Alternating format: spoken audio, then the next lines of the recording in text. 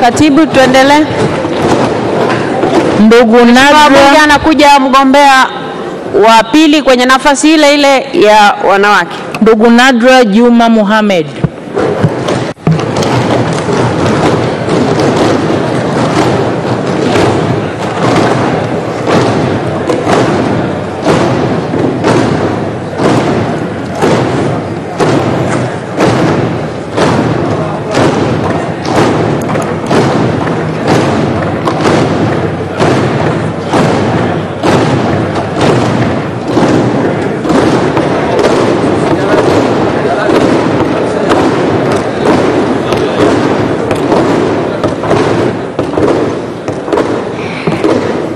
Nadra Juma Mohamed, you're welcome to the House. Before you are the voters who are going to listen to you as you ask for your vote. And they will also be given a chance if they have any questions to ask you. But right now, you're welcome. You can use your 3 minutes to talk to the members of parliament and tell them what you want to tell them. Please. Thank you. Honorable Speaker, Honorable Prime Minister, Honorable Members of Parliament, na wasalimu kwa jina la Jamhuri ya Muungano wa Tanzania. As introduced before, my name is Nadra Juma Mohamed. I'm a graduate from Mwalimu Nyerere Memorial Academy, where I earned my bachelor degree in Management of Social Development. Honorable Speaker, Honorable Members of Parliament, I'm standing before you asking for your votes so I can represent my country in East Africa Legislative Assembly. If given the opportunity, my first priority will be to stand for the national interest, as it is something not to be compromised with. Secondly, I will be in a front line to emphasize that peace and harmony is maintained among the member states. Honorable Speaker, honorable members of Parliament, I humbly ask for your votes. Thank you.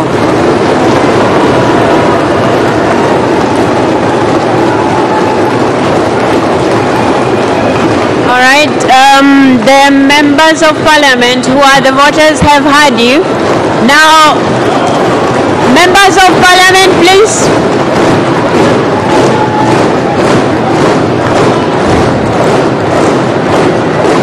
Thank you so much. Thank you so much. Thank you. So I'll give the members an opportunity if they have any questions.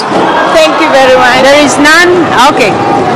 Thank you so much. You can use 30 seconds to wind up. Okay.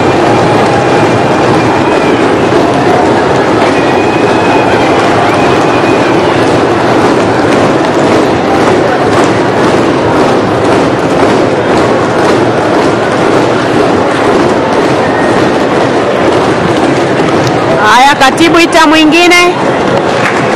Ndugu Shogo Richard Mlozi.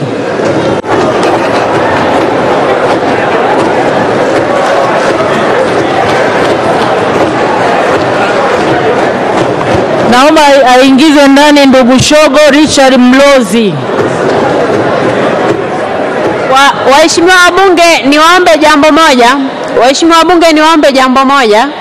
Mgombea akisha toka, tukishamaliza kushangilia tutulie ili mwingine aweze kusikia kuingia ndani. Haya, katibu, mgombea anayefuata. Ndugu Shogo Richard Mlozi.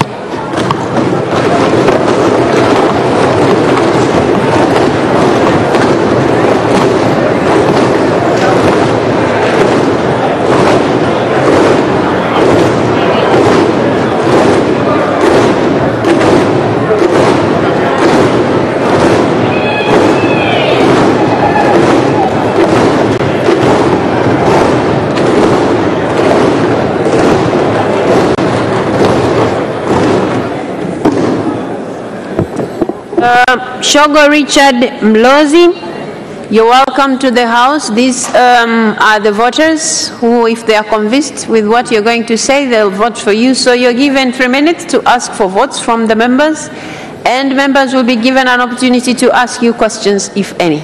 Please. Right Honorable Speaker, Honorable Prime Minister, Honorable Members of Parliament, good morning.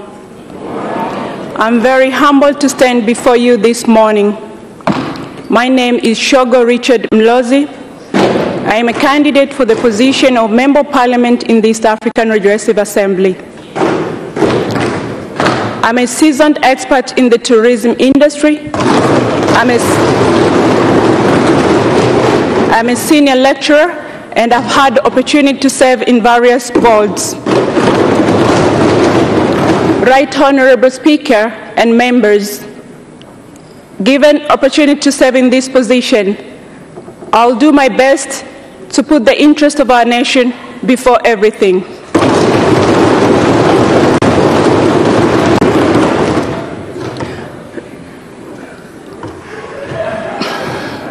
Right Honorable Speaker and members, I'd like to talk to you about a number of areas that I'd like to put my interest in. The first area is business opportunities and investment. The existence of East African community has posed a very competitive environment for doing business.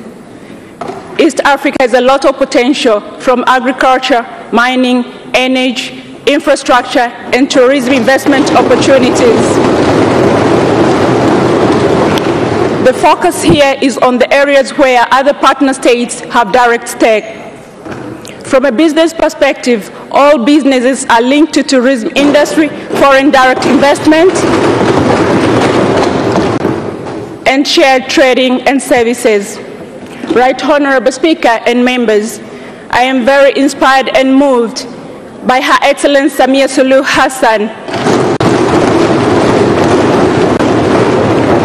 our President's noble work in reviving our economy and opening up our economy to foreign and local direct investment through the Royal Tour program.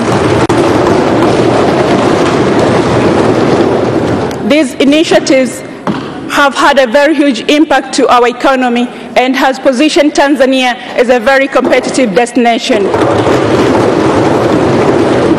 The question is, how do we make that competitiveness sustainable? Also, the question is, how do people of Tanzania take advantage of those opportunities within the East African region? Honorable Speaker, given an opportunity to serve in this position, I will make sure we work on complementarity, cooperation, and protection of our national interest. Another area that I would like to champion is the area of women empowerment. Honorable Speaker and members. Dr. Shogo, your time is up, and I think the members have already heard you. Are there any questions to the contestant? Okay, there is a hand from Honorable Kingu. Thank you so much, Madam Speaker, to give me this opportunity to ask just one question to my sister Shogo. Honorable Speaker, I'm a little bit curious that Madam Candidate is one of the CEO of one of the most competent institutions in our country. I'm just asking, what value will she add when we endorse her today to become the representative of Tanzania to the East African Legislative Assembly? Thank you so much. You got 1 minute to respond to the question.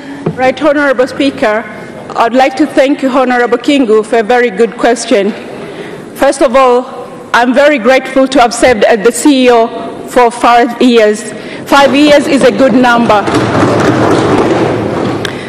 This is the time for me to grow, and this is the direction I've chosen to grow. But as a CEO also, have been exposed to a number of opportunities that have given me different leadership skills.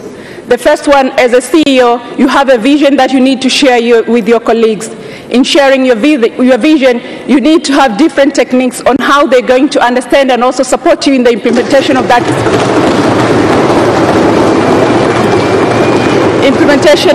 vision. In doing so, you need to have the lobbying skills, the negotiation skills, and networking skills.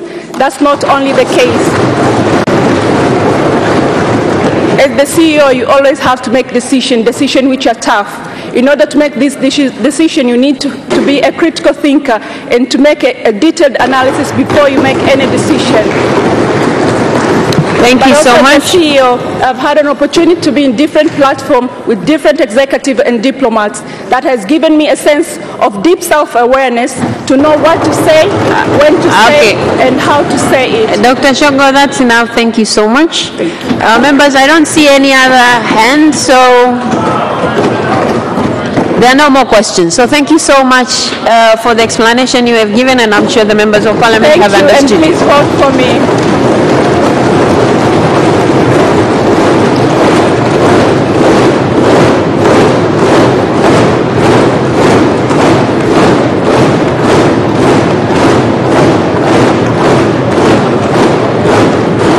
Asanteni sana waheshimiwa. Katibu mwingine?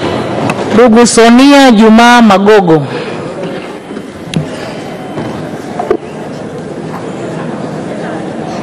Katibu rudia, sijui kama amesikia. Naomba aletwe ndugu Sonia Juma Magogo.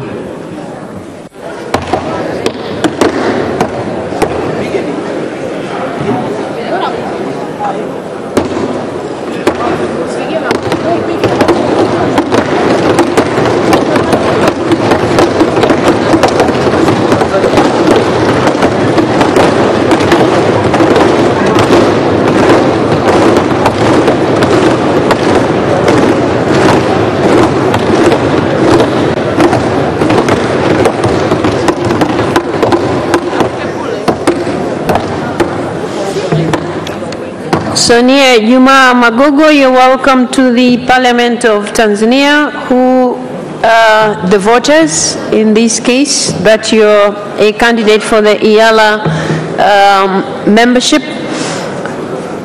So you will be given 3 minutes to ask for votes from the members, and also the members will have an opportunity to ask you questions should they have any. Please. Thank you, Honorable Speaker. Honorable Deputy Speaker, Honorable Prime Minister, Honorable Members of Parliament, good morning. In front of you is Sonia Juma Magogo, contesting for the post in East Africa Legislative Assembly. Academically, I have a master's degree in business administration from Mzumbe University. I also have postgraduate diploma in management of foreign relations from Center of Foreign Relations, Kurasini. I also have an advanced diploma in business administration and management from CBE. I was a member of Parliament, special seats, from 2015 up to 2020. And currently, I am a Principal Compliance Officer from NSSF. With that short introduction, honorable members of Parliament, I stand in front of you to ask for your vote, to ask for your permission. I am capable and I'm ready to represent my country in that regional integration. I am a trained diplomat.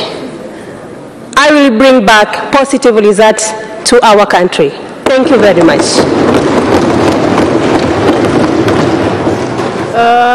Thank you so much. I think the members of Parliament have heard you. I don't see any members standing or raising their hands. So thank you so much, Sonia Magogo.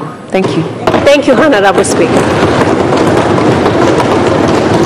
You're free to leave now. Thank you. Thank you.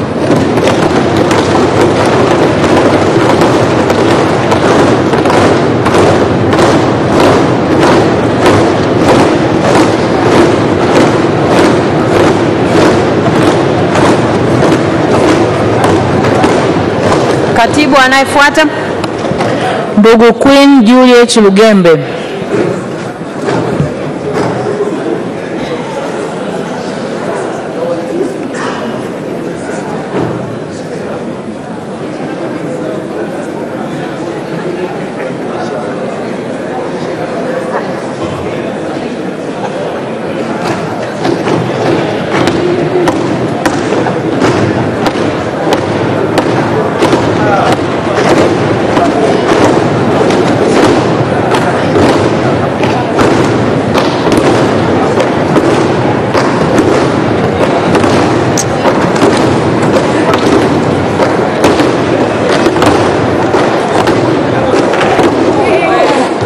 Queen, this side. Yes, please. Okay. Queen Juliet Lugembe, you're welcome to the House, and before you are the members of Parliament who are likely to vote for you if they are convinced with what you're going to tell them. So you have 3 minutes to convince them to vote for you. Why do you want to become a member of the East Africa Legislative Assembly? Please. Honorable Speaker, Honorable Prime Minister, Honorable Member of the Parliament, greetings of the day. My name is Queen Juliet William Lugembe, a Tanzanian who is ready and willingly to represent the country in East Africa Legislative Assembly.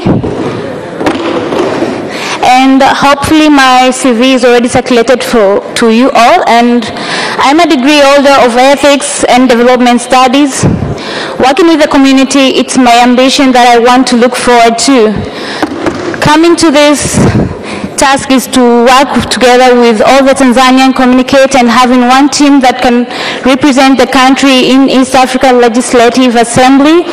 As a Tanzanian with thirsty of progress and development, I would like to represent my country to the East Africa Legislative Assembly as a true member of Tanzania with a spirit to work with the nation and my country, to go together with all what is said for our country and start together as one for the progress of our country. But also my vision is to work in both aspects, economically, politically, socially, and even in cultural integration, so that we can widen and go deep into the same issues, along with to improve the life of our citizen in different aspects, having the peace, securing the freedom of our country, and also work in terms of agriculture and trading in our country to improve in all aspects. And if possible, to have a tax exemption of all the cities, the members of the East African Community countries that are in the East Africa Legislative Assembly, to work together and have the same team for the growth of all together, and having that wide and probably to go further for our nation and fight together for all the benefits of our country without caring where we are from or which part that we are coming from, but we are all having to stand as one for the betterness of our country, our future, and the next generation that we are fighting for, to go together and having one team and one force for the development of our country. Thank you. Thank you so much. And I believe the members have had you. I don't see any member raising to ask you questions, so I think they are all comfortable and they have heard you. So thank you so much. Thank you so much. And lastly, I humbly request for your votes, all the members who are in here together, and you should use me well for the development of our country, so that we can reach further and further in this unity that we are going to participate all together. Thank you. Thank you so much. You may now go. Thank you.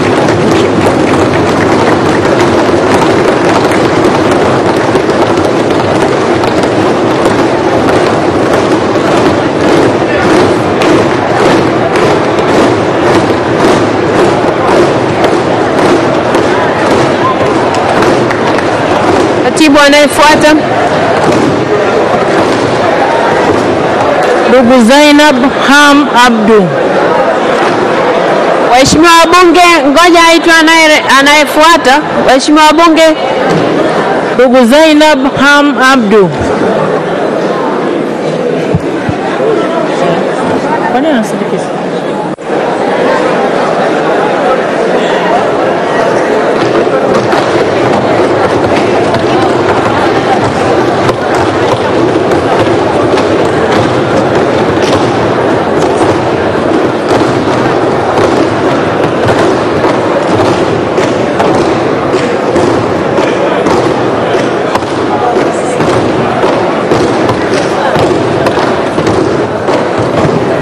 Okay, so Zainab Ham Abdul, you're welcome to the Parliament of Tanzania, and these are the members of Parliament who will be voting for you, should they be convinced with what you're going to say. So you're given 3 minutes to express yourself before them, please. Thank you. Honorable Speaker, Honorable Prime Minister, honorable members of the Parliament, ladies and gentlemen, good morning. In front of you, I'm Zainab Ham Abdul, contesting for the position to become a member of East Africa Legislative Assembly representing our country. Therefore, it is my mission to stand on my feet to serve our country and the East Africa community by representing the EAC views at large, including the following, to mention but a few. Firstly, strengthening common markets and political stability among the East African countries. Secondly, stabilization of single customs administration system, for example, harbors, ports, industries. All of these should be put together so that to remove the separation or segregation between one country and another. Although I have 28 years old, a person with disability, yet I believe that I am the right person to fit to this position. Dear honorable members,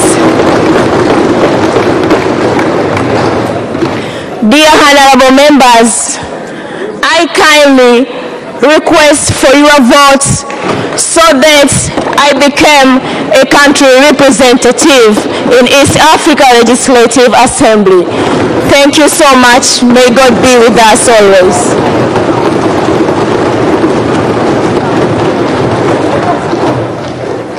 Okay, thank you so much, Zainab Ham Abdul. I don't see any member raising to ask you questions. I believe they have understood you. Yeah. You got 30 seconds to wind up, and then you may take your leave. 30 seconds. If you have anything to say, then you can go. Members of Parliament don't have any questions.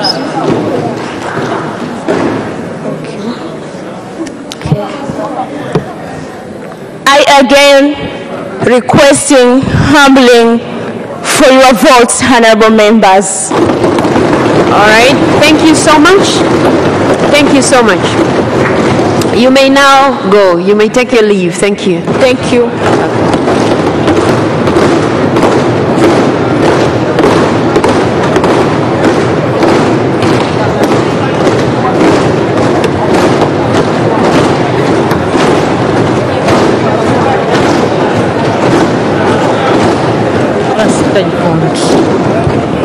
Waheshimiwa wabunge, tunaelekea kwenye kundi lingine. Wagombea 6 wa wanawake wameshamaliza, na kati ya hao 6 utachagua 3. Utapiga kura 3. Tunaelekea sasa kundi B, kundi la wagombea wa Zanzibar. Katibu Dr. Abdullah Hasnu Makame.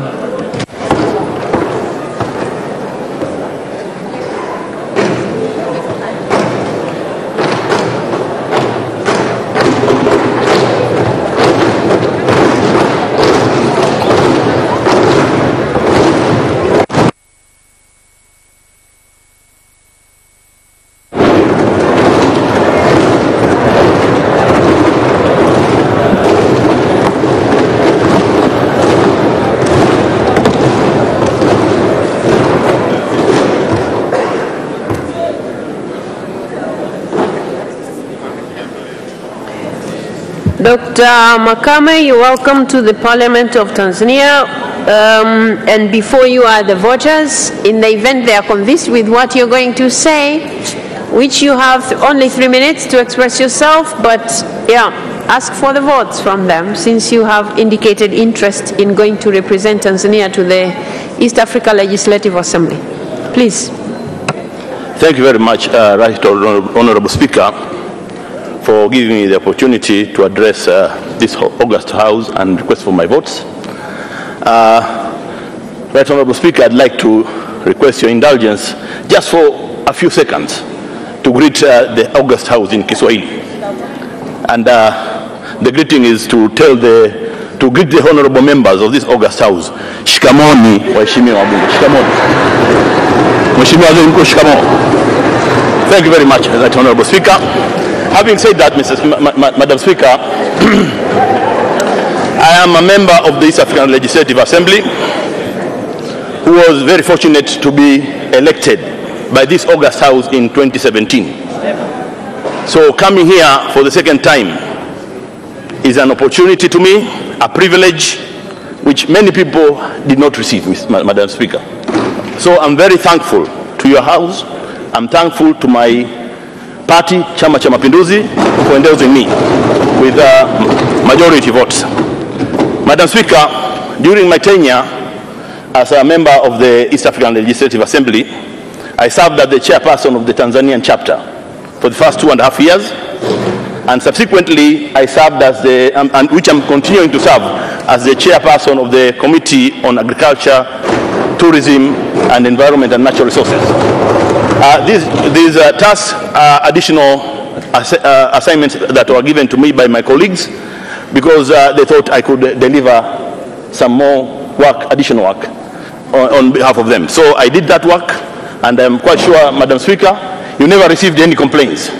But also, during the tenure in the East African Legislative Assembly, we did some work. We did pass some bills. We did pass some, make some resolutions. But more also, we have some social activities, maybe in terms of games. And you know that, Madam Speaker, we participate. Thank you so much. They have heard you. They have heard you. And I'm not seeing any member raising up to ask questions, so I believe they have understood you. 30 seconds. Where? I don't see any hand. Okay, Honorable Abdallah Mwinyi. Thank you very much, Honorable Speaker. As Dr. Makame is a second termer, I didn't want to leave him, let him leave before he can answer a few questions. Dr. Makame, could you please explain to this August Assembly, what would you say are the fundamental challenges that you have faced during your first term of office, and what needs to be done to ensure that those challenges are alleviated? I thank you. Thank you very much, Honorable. Wait a second. You have to be called before you start speaking. Dr. Makame, please respond to the question. Thank you very much, Madam Speaker. This is a question asked to me by a member emeritus of the East African Legislative Assembly. He served for 10 years there. And it's a very good question, I would say, because in life you don't live without challenges. So we have some challenges, and specifically we had some challenges with regards to the integration of EAC, and we are looking at creating an environment that would enable the participation and the functioning of the private sector. That is a general issue, because we are seeing the challenges in business, much as the business people are doing business, but there are issues of non-tariff barriers. That's a general issue in the EAC. But in terms of us also, Madam Speaker, with our the chapter, we need to have closer links with the National Assembly. I'm not saying that we don't have, but we'd like to improve the links with the National Assembly so that we have greater cooperation and report more frequently. That's, I think, the short response. Thank you so much. And the members, I think they have understood you. 30 seconds to wind up. Thank you much, Madam Speaker. Now, having said what I have said, the only thing which is remaining is to request your August House through you, Madam Speaker, but the members as well, and your own vote, Madam Speaker, the vote of the Right Honourable Prime Minister and my former Minister of Foreign, Honourable Dr. Ndubaru, and all members, because this, he groomed us while we were in the ESC. Thank you, Madam Speaker. Thank you. Thank you so much. You may now take your leave. Thank you so much.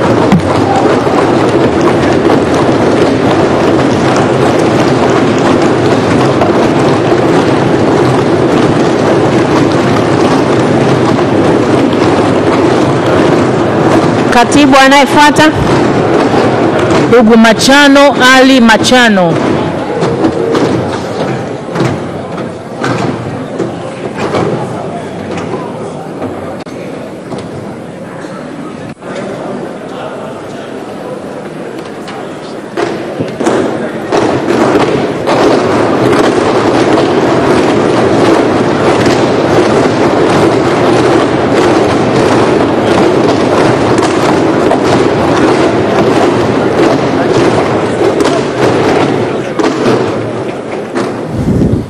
Machano Ali Machano, before you are the voters, and in the event they are convinced with what you're going to say, they'll vote for you. So you're given 3 minutes to prove yourself to the members why they should vote for you.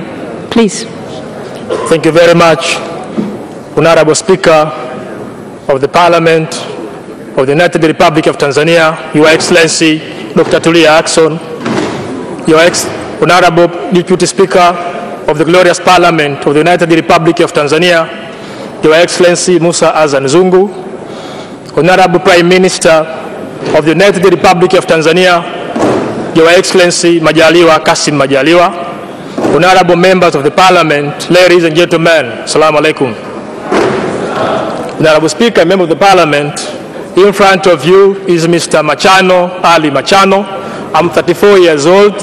Currently, I'm Leg Officer, Minister of Blue Economy and Fisheries of the Revolutionary Government of Zanzibar. I'm working at Pemba main office. Honorable Speaker, I'm here in front of you because I'm running for the member of East Africa Legislative Assembly. Honorable Speaker, I have made decision to contest this post because I want to represent my country in East Africa Legislative Assembly. In respect to that, I want to air out various opportunities available in our country to the other East African member states. In addition to that, I want to strengthen the historical relationship between Tanzania and other East African member states. Honorable Speaker and member of the Parliament, I know the respect and position of our country in East Africa, Africa, and the world at large. I also know the respect and seriousness of the post I'm contesting for. And finally, I know the respect of this organ, the glorious Parliament of the United Republic of Tanzania. I humbly and respectively promise you that I will never let you down. Please vote for me. Please invest, Honorable Speaker and dear members of the Parliament, I kindly request you, invest your trust to me. I will never let you down. I will never, ever, forever spoil the image of our country. Honorable Speaker, please, I ask you for your vote.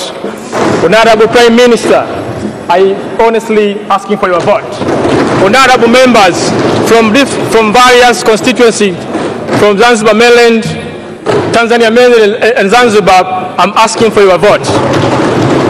Honorable members of this Parliament, from special seats, CCM and others, I kindly request for your vote. Thank you so much, Mr. Machano. Thank you so much. Thank you so much. Thank you. The members have already heard you, and I am not seeing any member raising up to ask you questions. And since you have already requested for the votes, you can use 30 seconds to wind up, and then you can leave. 30 seconds to wind up. Honorable Speaker, thank you very much. Being back to the respective country, I request for your vote. I confidently promise you that you will never, I confidently promise you that you will never regret your decision you are going to make. Thank you very much. Thank you. Thank you.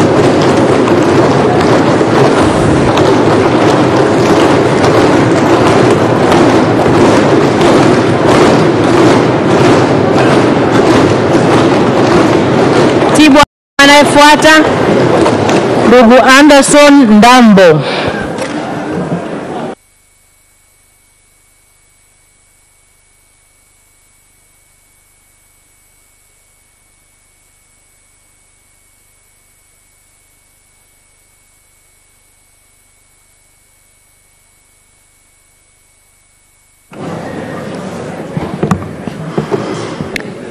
Mr. Anderson Emmanuel Ndambo, you're welcome to the Parliament of Tanzania. And before you are the members of Parliament who are going to vote for you when they are convinced that you can represent the country well at the East Africa Legislative Assembly.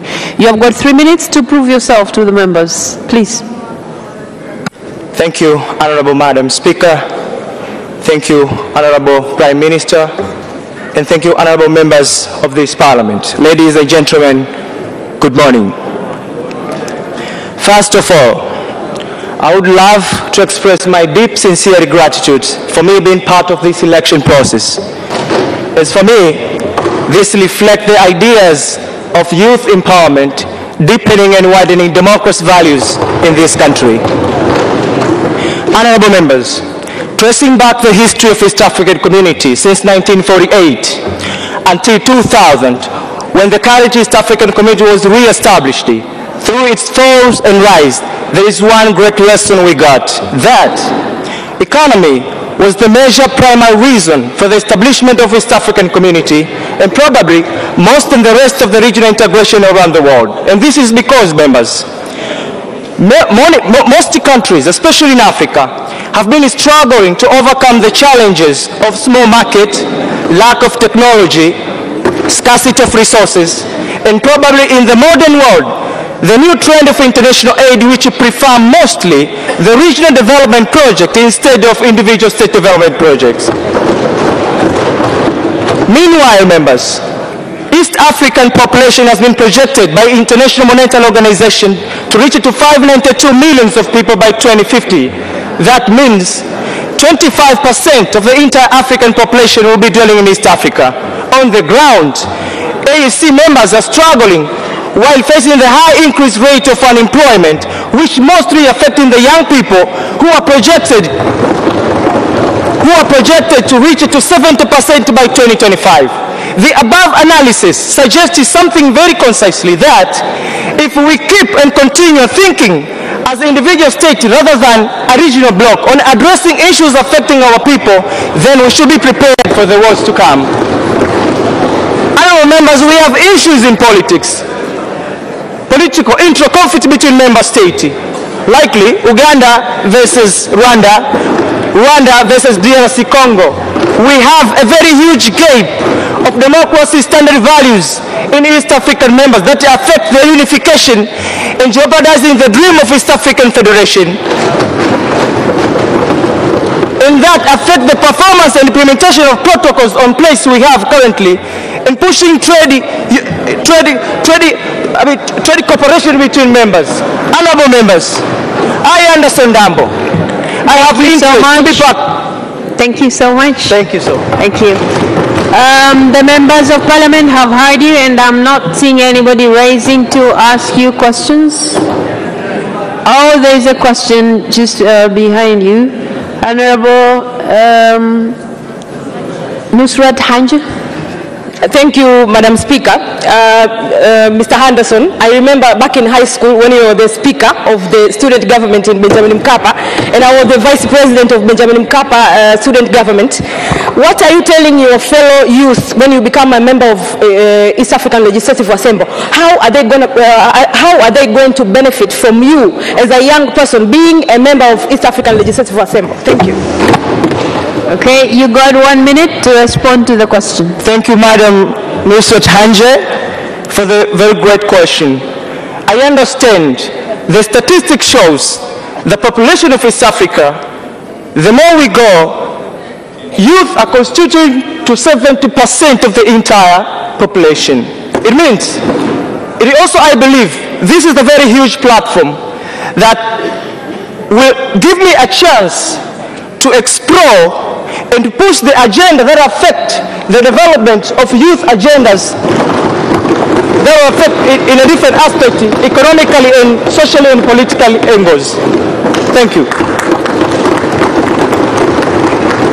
Thank you so much. There are no more questions, so 30 seconds to wind up, and then you may go. Again, honorable members, Anderson Dambo, my name. I believe I can be the right person. I've got capabilities to protect and promote the interest of our country for the development of West African. Please, I'm asking you again to vote and elect me to be a country representative to the East African Legislative Assembly. Thank you very much.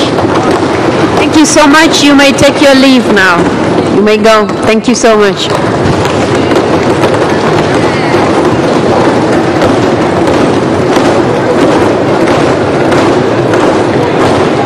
Katibu anayefuata ndugu Husna Mohamed Abdalla.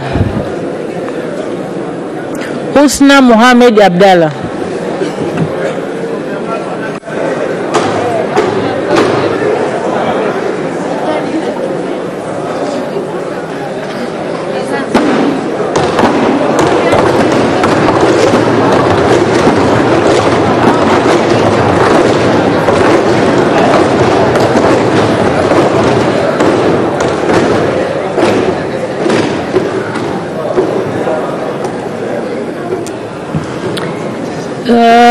Ms. Husna Mohamed Abdalla, you're welcome to the House, whose members are going to vote for you when they're convinced with what you're going to say. So you're given 3 minutes to convince the members why they should vote for you to be a country's representative to the East Africa Legislative Assembly. Please. Thank you so much, Honorable Speaker, Honorable Prime Minister, Honorable dear members of Parliament. As I introduced by Madam Speaker, my name is Husna Mohamed Abdalla. I'm 39 years old. I am degree holder of procurement and supply management. I'm standing here as a candidate of East Africa Legislative Assembly. As we know that East Africa Legislative Assembly is the one among the organ of East Africa community which faced by some challenges, and so we have to select the smart person who have the ability to solve that challenges, and I ensure you that I am a smart. Honorable Speaker,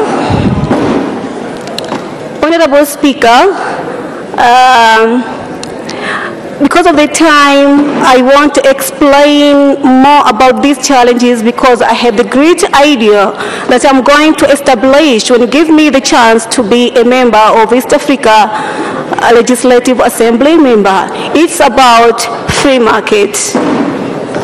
Honorable Speaker, this time, I think time is enough for Africans to send our money abroad unless they are manufacturers. We have to establish our trade center in our zone right now. We have the good location, unlike West Africa. East Africa can receive directly from manufacturers. So we have good location, we have the port, we have the opportunity to control the business within all Central Africa countries and East Africa countries and almost of the countries among a whole Africa continent. Thank you so much, Husna. Thank you. The members of Parliament have heard you, and I'm not seeing anybody raising to ask you questions. So you got 30 seconds to wind up, and then you can leave. You're given 30 seconds to wind up, and then you can go.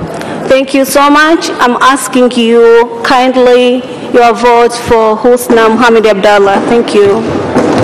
Okay, thank you so much. You may now go. Thank you.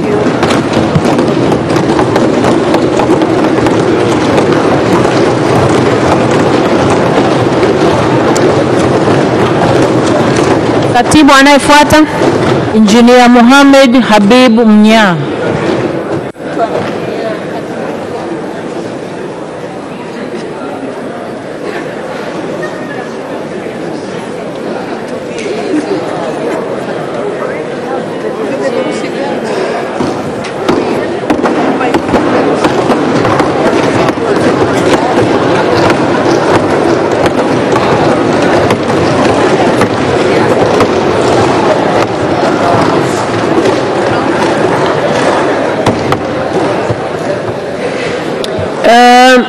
Mohamed Habib Mnya, you're welcome to the Parliament of the United Republic of Tanzania.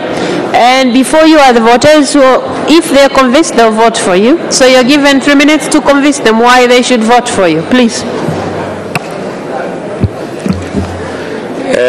Right Honorable Madam Speaker, Right Honorable Prime Minister, Honorable members of this august House, ladies and gentlemen, good morning.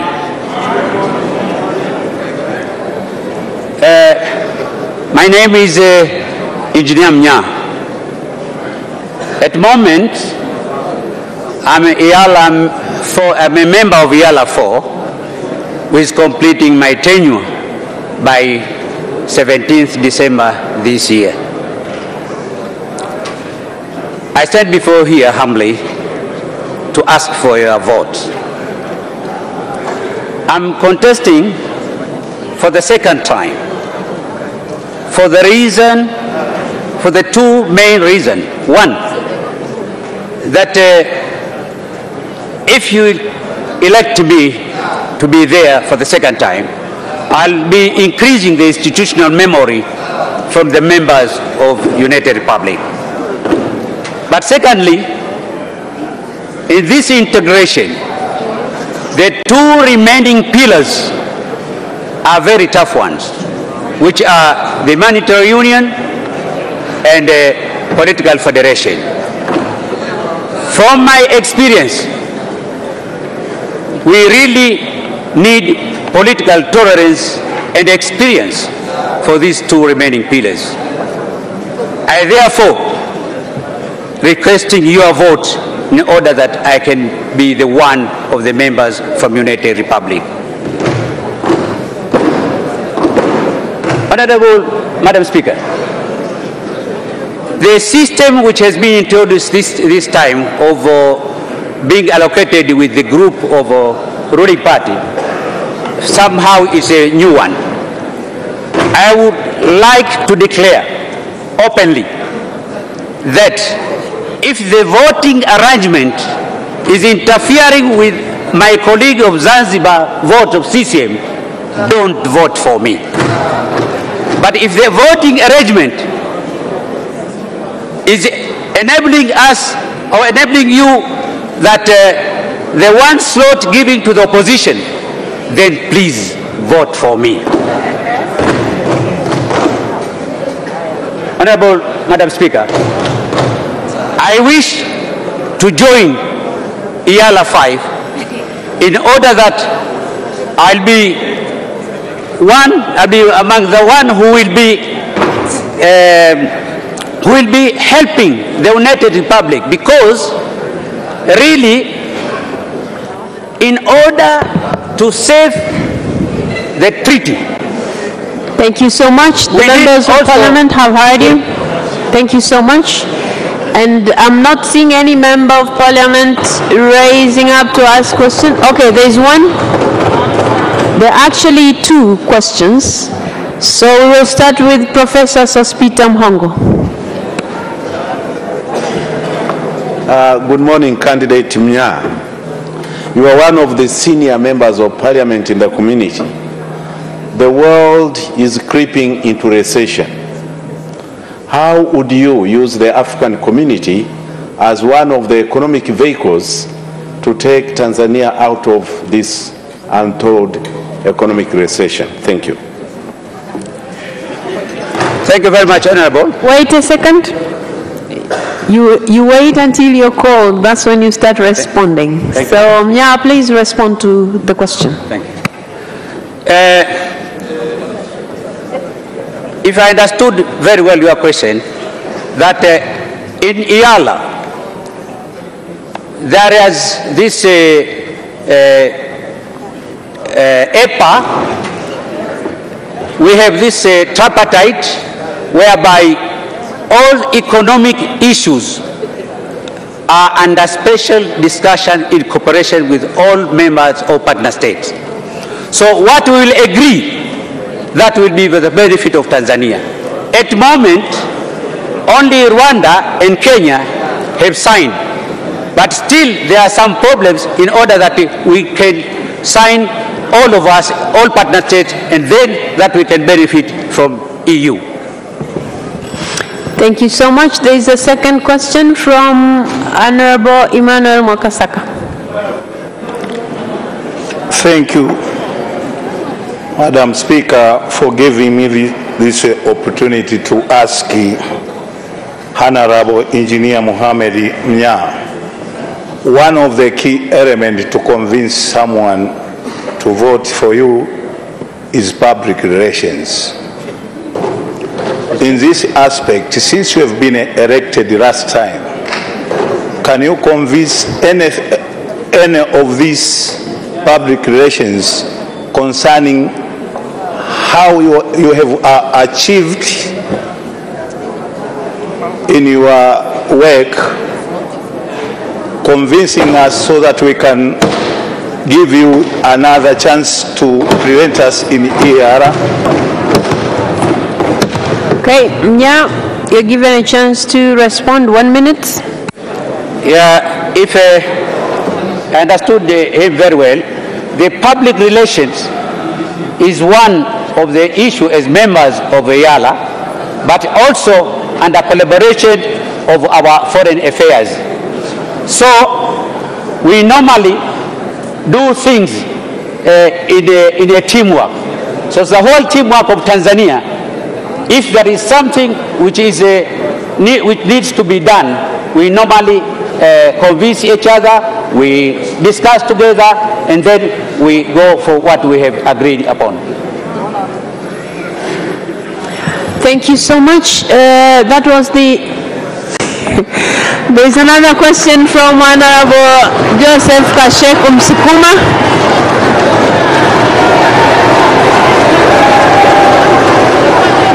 Thank you.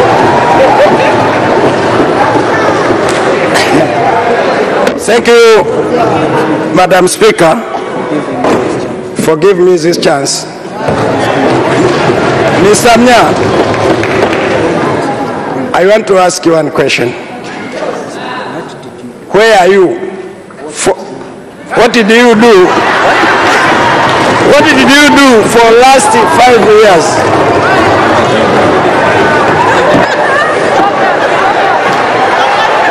I think you have heard his question. Okay, honorable members, please hold on. Yeah, did you hear his question? Did you hear his question? Did you hear his question? No, madam. Okay, members of parliament, please come down. Let's hear Honorable Mskuma. What did you do for last 5 years?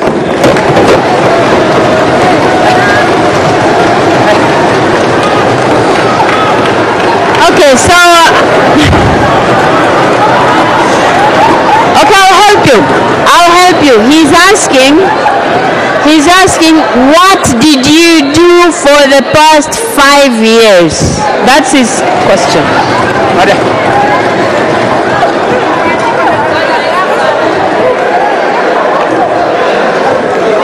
Okay, you're still showing signs that you haven't heard. Did you hear me? Can you okay, members of parliament, let's give him a chance to respond. Members of parliament, let's give him a chance to respond. Okay, let me repeat his question. Please listen to me. He's asking, what did you do for the past 5 years? That is his question. Thank you very much. Well, for the past 5 years, the main work of the Legislative Assembly. Their works in committees, their work in the Assembly. We have passed a lot of bills. We have done a lot of oversight. There are a lot of things. Even I have passed some motions. So there are a lot which I have done for the last 5 years. And all other things, it depends on the group of other colleagues. There was one very crucial bill from one member of the Kenya, private bill, whereby we managed to stop, because it was very bad bill from our country. Economically, it would destroy our customs. So one of the things which we denied together, those are the things which we did. Okay, thank you so much. There are no more questions. Now you're given 30 seconds to wind up. Then you may leave. Thank you, Madam Speaker. I'm standing before here humbly to ask for a vote. But I'm repeating again, if those votes are interfering with my colleague vote of CCM Zanzibar, don't vote for me. But if those votes are enabling you to vote for the one slot of opposition, please vote for me. I thank you very much. Thank you so much. You may take your leave now. Katibu, waheshimiwa Bunge, tunaelekea kundi la 3, kundi la wagombea wa vyama vya walio wachache bungeni, na hapa tunao watatu. Katibu. Ndugu Ado Shaibu Ado.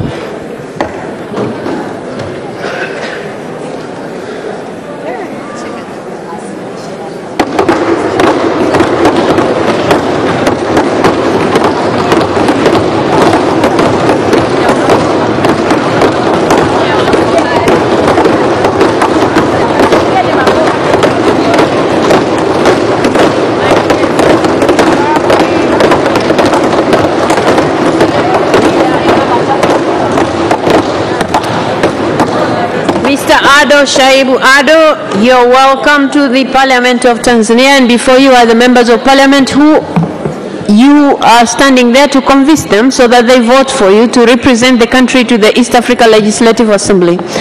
And in that respect, you're given 3 minutes to do just that. Please. Honorable Speaker and honorable members of the Parliament, I salute you in the name and the spirit of the United Republic of Tanzania. And you know what to respond. As introduced, my name is Ado Shaibu Ado. I am humbly standing before you, honorable members, to kindly request for your votes so that I can represent our beloved country, Tanzania, in the East African Legislative Assembly.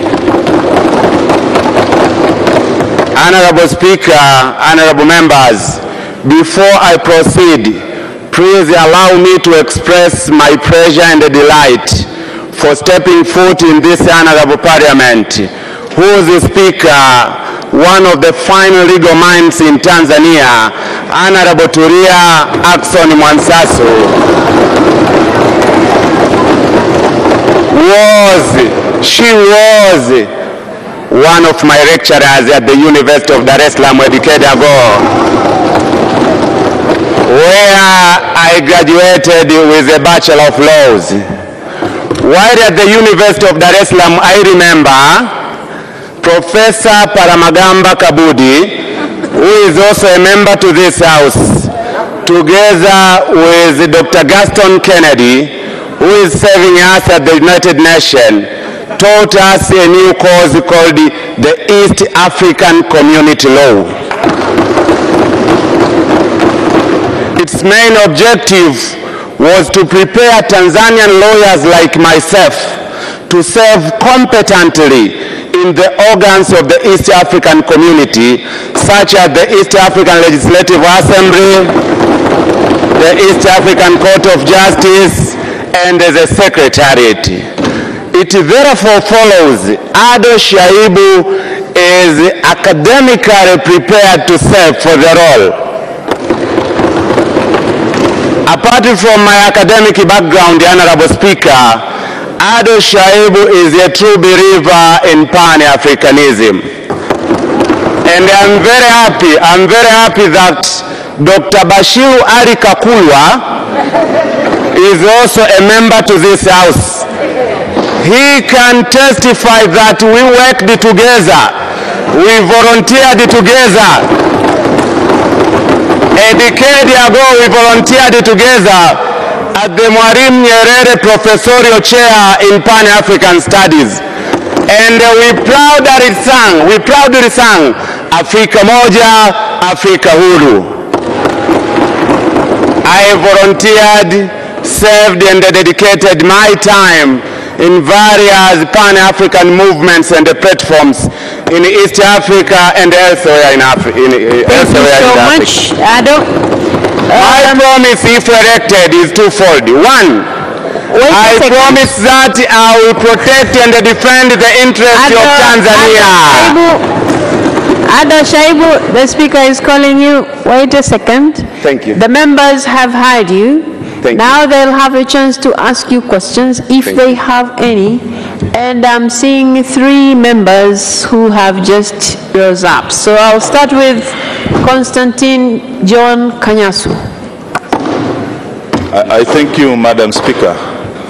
Tanzania is the second largest country in East Africa, with the new coming in of DRC Congo.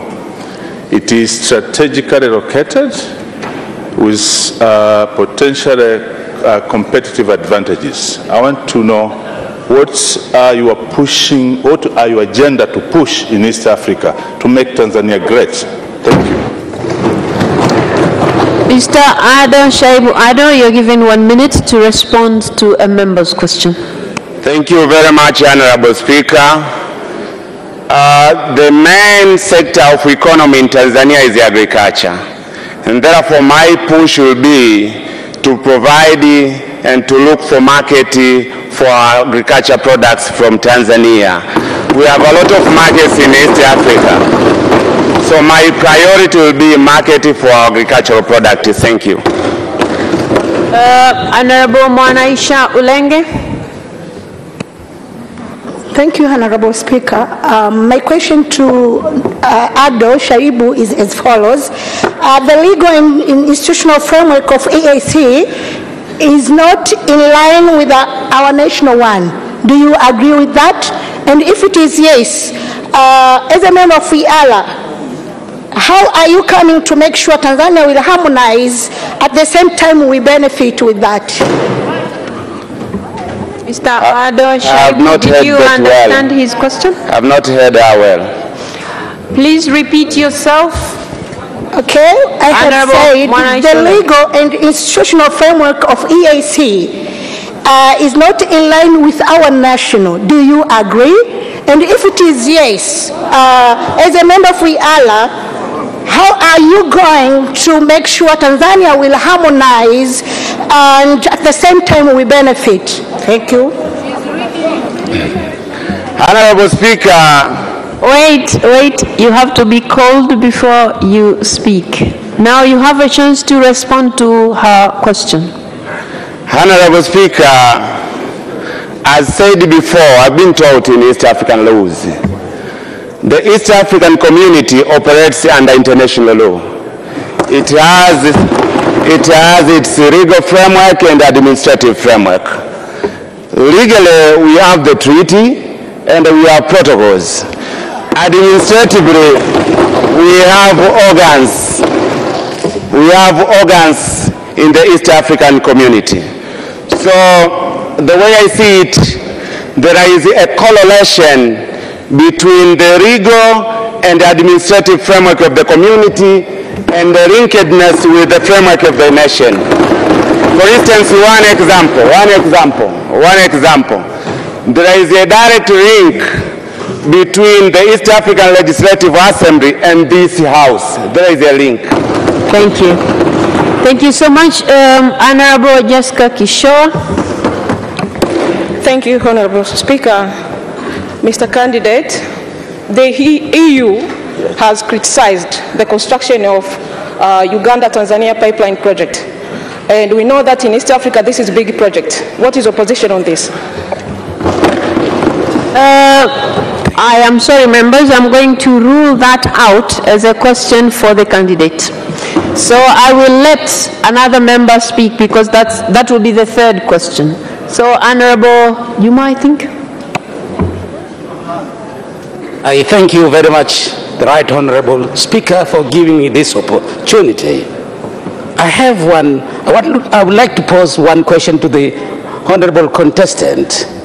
At times there occur contradiction between the jurisdictions of the member states and the ambience of the law establishing East African Legislative Assembly. When that happens, what would be your useful wisdom? Come again? I don't see a properly. I'm sorry. Okay. Okay. No problem. Just hold on. Can you please repeat yourself? I would like to pose one question to the Honorable contestant. Honorable Speaker, at times there occur contradictions between the jurisdictions of the member states and the ambience of the East African Legislative Assembly law. When that happens, and as a seasoned lawyer, what is your wisdom? When that happens, what is your wisdom? Okay, have you understood it? Have you understood his I'm not sure if I got the question properly. Okay, wait a second. Since you said I was your teacher, I'm going to explain what he's asking. Yes. He's asking when there are contradictions, and I think because we are used to teaching by examples, if there are contradictions between what this House wants and what the East Africa Legislative Assembly wants, in your wisdom, what are you going to do? Tanzania is a sovereign state. When the interest of Tanzania conflicts with the issues in the East African community, my duty will be to stand and protect for the interest of Tanzania. That will be my wisdom. That's why in my motto, I said it categorically, our country first. Thank you very much. Thank you so much. So, because you have been asked 3 questions already, I'll give you 30 seconds to wind up, then you can go. Thank you. Honorable Speaker, honorable members of the Parliament, I humbly, with profound humility, request for your votes. Thank you very much. Thank you so much, Elder Shaibu. You may now take your leave. Thank you so much.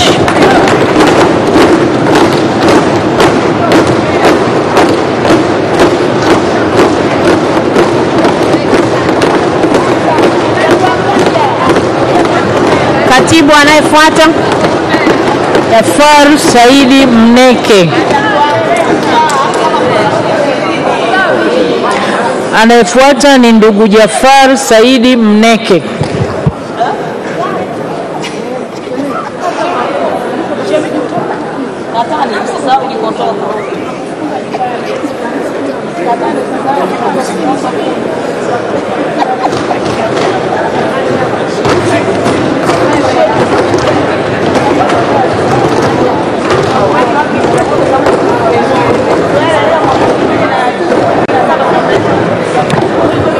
Mr. Jafar Said Mneke, you are welcome to the House, and before you are the members of Parliament who are likely to vote for you if they are convinced with what you're going to do for the position that you're vying.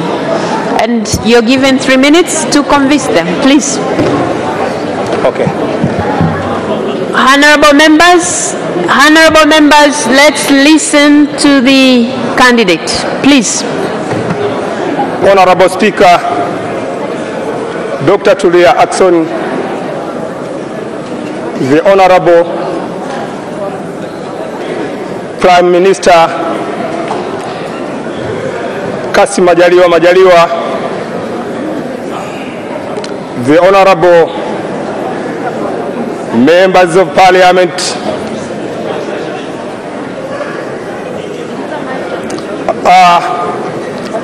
My name is Mneke Jafar Saidi, a member and a leader of the Civic United Front Kafu Chama cha Wananchi, a director of Foreign Affairs Policy in the Parliament of the Civic United Front. Also, I am a deputy chairman of a technical committee of the TCD, Tanzania Center for Democracy. Honorable Speaker, please allow me to thank Her Excellency Head of the State, Mama Samia Suluhu Hassan, for her good governance and the wonderful achievement in a very short time of her leadership.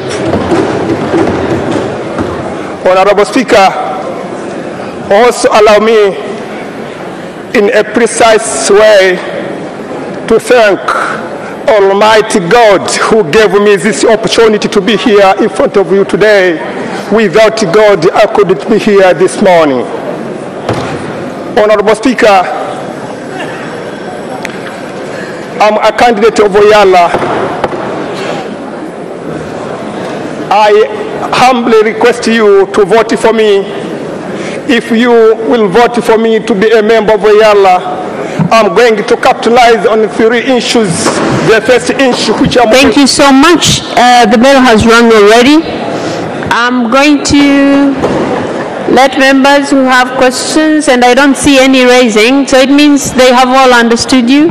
And now you're given 30 seconds to wind up, then you can go. Thank you so much. Okay. Okay. Honorable members of Parliament, the first issue I'm going to deal with is the national agenda. I'm going to stand for national agenda. The second one, I'm going to stand for cooperation, economic cooperation in the political among the partner states. And the third issue, I'm going to stand for gender mainstreaming. I need to see women participating in economic and political issues. We have an example here. Madam Tulia Aksoni, Speaker of this Parliament, is leading well the Parliament. We have example of Mama Samia Suluhu Hassan leading our country well. So women can, you can afford and read in a very good manner. Thank you so much, Mr. Jafar Said Mneke. Thank you so much. You may now take your leave. Okay, thanks. Thank you.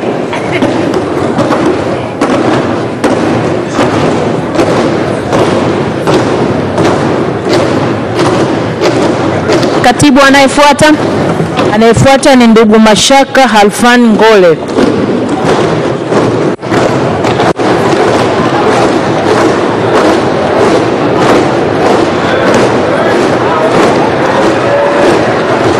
Mheshimiwa Mkumbo, unamchanganya mgombea.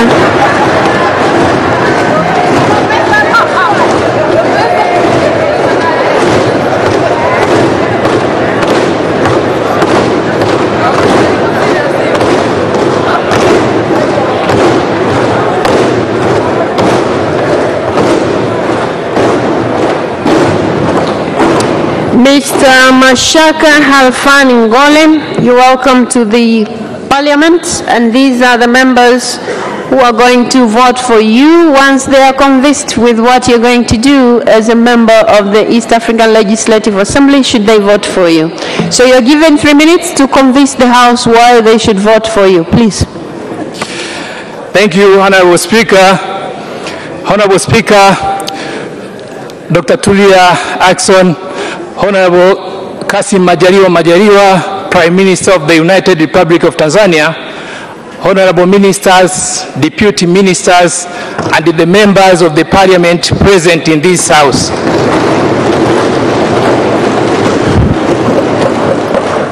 Honorable members of the Parliament, my name is Mashaka Ngole, a holder of a master's degree in business administration from Mzumbe University,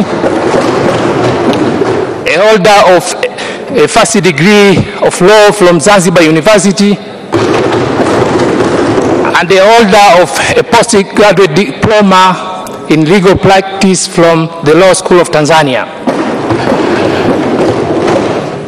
Honorable members of the Parliament, I am also an advocate of the High Court and the courts below there too, and I've been practicing law for almost 10 years now.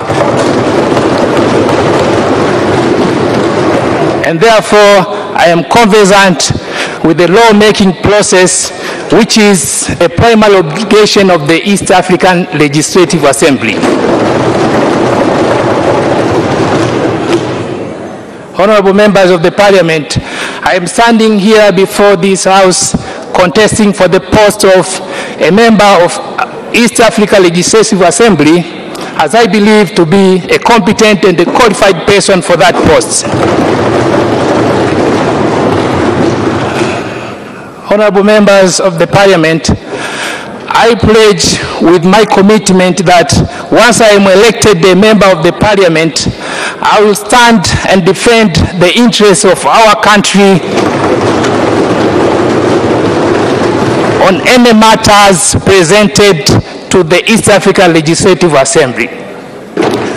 Honorable members of the Parliament, I also pledge to fully participate in the legislation of the laws of the East African Legislative Assembly, which are beneficial to our nation and without compromising to the national interests, to our national interests.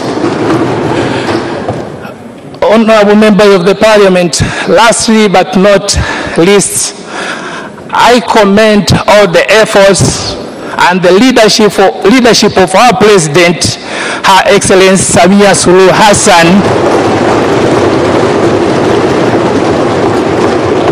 towards the achievement of the first milestone of the East Africa Legislative Assembly, which is the Custom Union. Thank you so much. Thank you so much. The members of Parliament have heard you, and I can see a number of them raising up, but there are more than 3. So we will have Honorable Zainab Katimba, we will have Honorable Olele Kaita, and Honorable Musa Sima. Those will be 3. So Honorable Zainab Katimba. Thank you, Honorable Speaker. I just have one very simple question. Advocate Mashaka, can you tell this august House, can you give us an overview of what the East African Legislative Assembly is, when it was inaugurated, and who was the first speaker of the East African Legislative Assembly? Well, I will let you respond to the first question and overrule the 2 questions. The question asking about the first speaker and when it was inaugurated. So respond to the first one.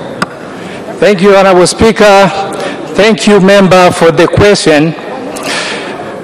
Honorable Speaker, the East Africa Legislative Assembly is an arm of the East African community.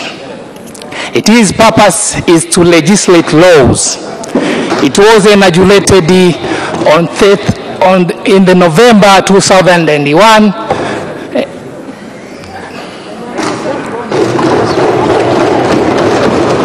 All right, thank you so much. I had mentioned Honorable Olele Kaita. I thank you, Madam Speaker, for the opportunity. My learned friend Mashaka, I'm going to ask you a very legal question.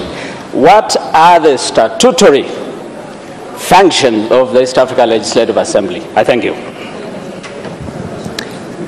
Mr. Mashaka, Ngole. Thank you, Honorable Speaker. The functions of the East Africa Legislative Assembly are in Article 49 of the treaty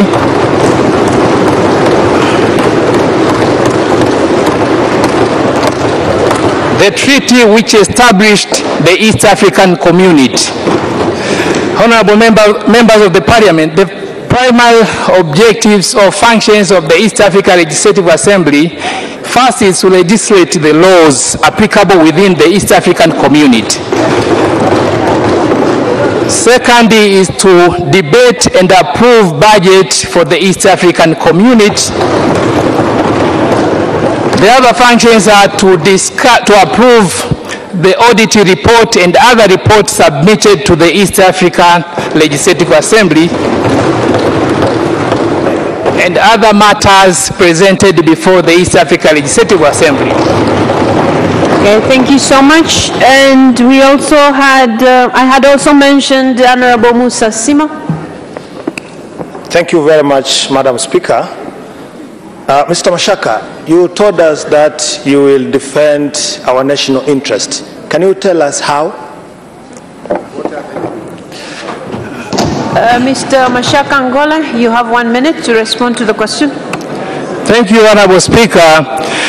In the Parliament, in participating to the Parliament of the East Africa Legislative Assembly, my role is to defend the interests of my country.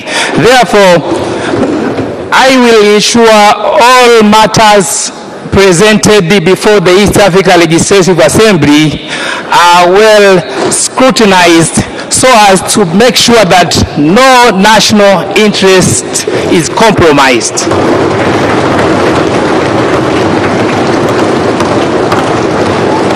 Honorable members, you have already asked 3 questions, so I'm going to give you 30 seconds to wind up and then you can leave. Honorable Speaker, honorable members of the Parliament, I urge you to vote for me. Thank you. Thank you so much. You may now take your leave. Thank you.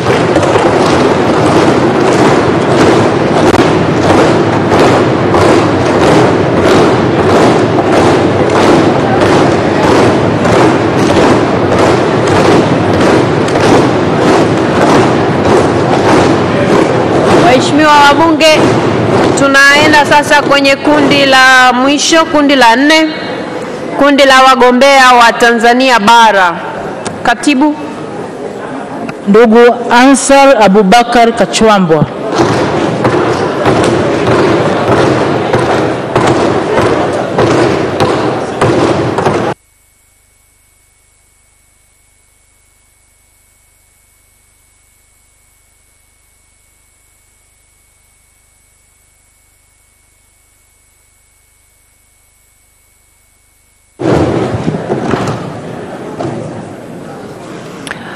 Mr. Ansar Abubakar Kachwamba, you're welcome to the Parliament of the United Republic of Tanzania. And before you are the voters who are likely to vote for you, should they be convinced that, you know, you fit to be a member of the East Africa Legislative Assembly? You're given 3 minutes to convince the House, please. Thank you very much. Honorable Speaker of the National Assembly, Honorable the Prime Minister, Honorable Ministers, and honorable members of the Parliament. My name is Kachwamba Ansar Abubakar. Please take note that I'm a zealot, a patriot, and compromising member of Chama cha Mapinduzi. Why am I contesting for this position? First of all, it is my right. Being a Tanzanian, mature, with enough exposure, educated, it's my right to contest for that position. Secondly, we are all aware that the duties and functions of the Member of Parliament are uniform all over the world. They are universal, they are known. You are the lawmakers, you are engaged in debates about national issues, you approve the budget, you supervise the government, you stand as an arm of the state. These duties are uniform all over the world. But purely, personally, the following will be the principles which will guide me in the execution of my duty and functions as a member of the Parliament. These are the principles which will guide me. Principle number 1, the national interest. Principle number 2, security of our region. Principle number 3, business.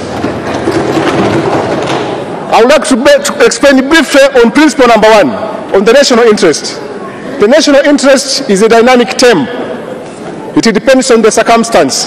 At one time, it could be a surge of refugees, it could be terrorism or anything. But once the event is defined as the national interest, then my duty starts there. What will be that duty? That duty will be with the spirit of the nation, with the patriotism, to make sure that the national interest is protected, safeguarded, entrenched, deep-rooted, and uncompromised. And I'll be accountable for that. Thank you, Madam Speaker. Thank you so much. Okay, I'm only seeing one member who would like to ask you a question. Honorable Hadija Taya. Thank you so much, Honorable Speaker. I would like to ask the question to Mr. Kachwamba. What is your witness that can be a benefit to our country? I beg your pardon? I'm asking you, what is your witness that can be a benefit to our country? What is your witness that can be a benefit to your country? Is that witness or weakness? I think if I heard her correctly, she's asking about your weakness. Witness. So, yeah, that's it. Well, okay, you turn this side. She's asking if you have any weakness. That's her question. So you can tell the House if you have any weakness. I don't have any weakness. Okay, members, that was the only question that a member had risen up to ask. Okay, so you're given 30 seconds to wind up and then you can leave. Naomba kura zenu za ndio. Asanteni sana. You can repeat the same thing in English. Please, I beg for your vote. May God bless you. Thank you so much. You may now leave. Thank you. Thank you so much. And katibu anayefuata.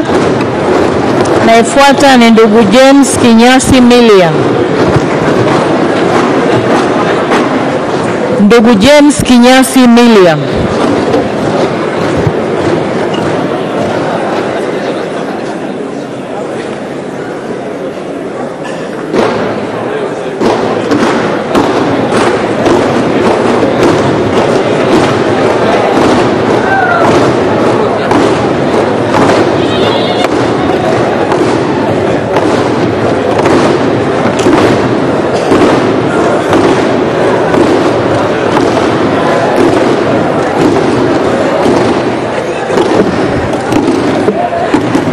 Mr. James Kinyasi Milliam, you're welcome to the Parliament, and before you are the voters who you have to convince that you're capable and able to go represent the country at the East African Legislative Assembly. So you're given 3 minutes to convince the House, please. You have the floor. Honorable Speaker, Honorable Prime Minister, distinguished members of Parliament, good afternoon. My name is James Milliam. I happen to be a lawyer, an advocate of the High Court of Tanzania. I happen to be a lawyer. Wait a second. When you're speaking, it's usually not easy to be static, right, but you have to try, pull a little bit the mic, and then address the House. Thank you. May I start? Honorable Speaker, Honorable Prime Minister, distinguished members of Parliament, good afternoon. My name is James Milliam. I'm a lawyer by training. I hold a master's degree from the University of Pretoria and the American University in Cairo. Honorable Speaker, may I at this juncture thank God, thank the leadership of CCM, and thank all of you, because it's for you that I'm a candidate today. Honorable Speaker, I'm humbled to stand before you with immense humility that you are here for a task to elect members of Parliament to represent our country in the East African Legislative Assembly. I believe in the EAC Assembly for a few reasons. One, it creates diversity, and diversity to me is strength and not a weakness. Two, it strengthened ties of brotherhood among and between member states. And three, it is legislative and oversight mandate. It does create an opportunity in the framework for economic and policy framework which Tanzania will benefit. Honorable Speaker, I'm privy of the role of a member of parliament within the East African community, and I want to assure Tanzanians that all legislations passed in the EAC parliament will and should reflect the interests of Tanzania all time. Honorable Speaker, I want to assure Tanzanians through your parliament that all times and always I will stand up for Tanzania even if the sky was to fall. Honorable Speaker, I qualify for this position. One, because I'm a lawyer, I'm patriot, and also I got a training through this parliament for 5 years to legislate. Thank you so much, Mr. Milia. The members of parliament have heard you. And okay, there's one member of parliament who has reason to ask you a question. Honorable Judith Kapinga. Thank you, Honorable Speaker. One amongst our interests as a country is to promote Swahili language to be spoken in regional blocks, including East African Community and Southern Africa Development Community and beyond. How are you going to further this interest? Excuse me, Honorable Speaker, I've not heard it well. Can she repeat it again? I'm sorry. No. One amongst Wait a second. Wait a second. Honorable Judith Kapinga, may you repeat yourself, please? Yes, Madam Speaker. One amongst our interests as a country is to promote Swahili language to be used in regional blocks such as East Africa Community and Southern Africa Development Community. So how are you going to further such interests? You have heard, Yana? Honorable Speaker. Wait a second. Have you heard the question? Yes. All right, please go ahead. Honorable Speaker, I thank you for the question. It's a great question, but one has to understand that I'm going to the East African Legislative Assembly not really to represent my own personal views. If my country and the Foreign Affairs Ministry agrees that this is what you're going to present to other nations, if they say it's Swahili today, Swahili tomorrow, I'm good to go. And I'll stand for that. But as a member of parliament from Tanzania, I will not take my own personal views, but views of my country. That's my question, if I understood her question well. Thank you so much. There is no other person standing to ask you questions, so I give you 30 seconds to wind up, then you may leave. Thank you. Honorable Speaker, distinguished members of parliament, I'm before you. Please, I was among and in this floor, please give me the chance to serve this nation as an AC member of parliament. Please vote for me. Thank you so much. You may now take your leave. Thank you.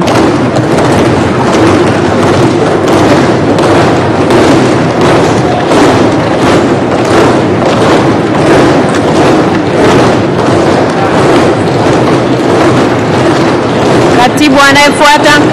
Anayefuata ni Dr. Ngwaru Jumanne Magembe.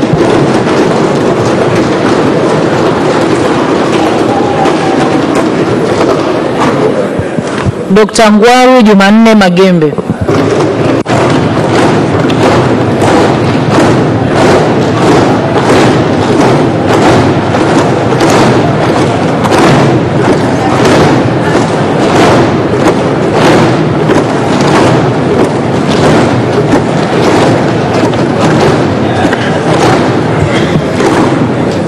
Dr. Ngwaru Jumanne Magembe, you're welcome to this August House, which is going to vote for you. And before you are members who are ready to hear from you, so that you convince them why you are you know, why they should vote for you. So you're given 3 minutes to convince the House.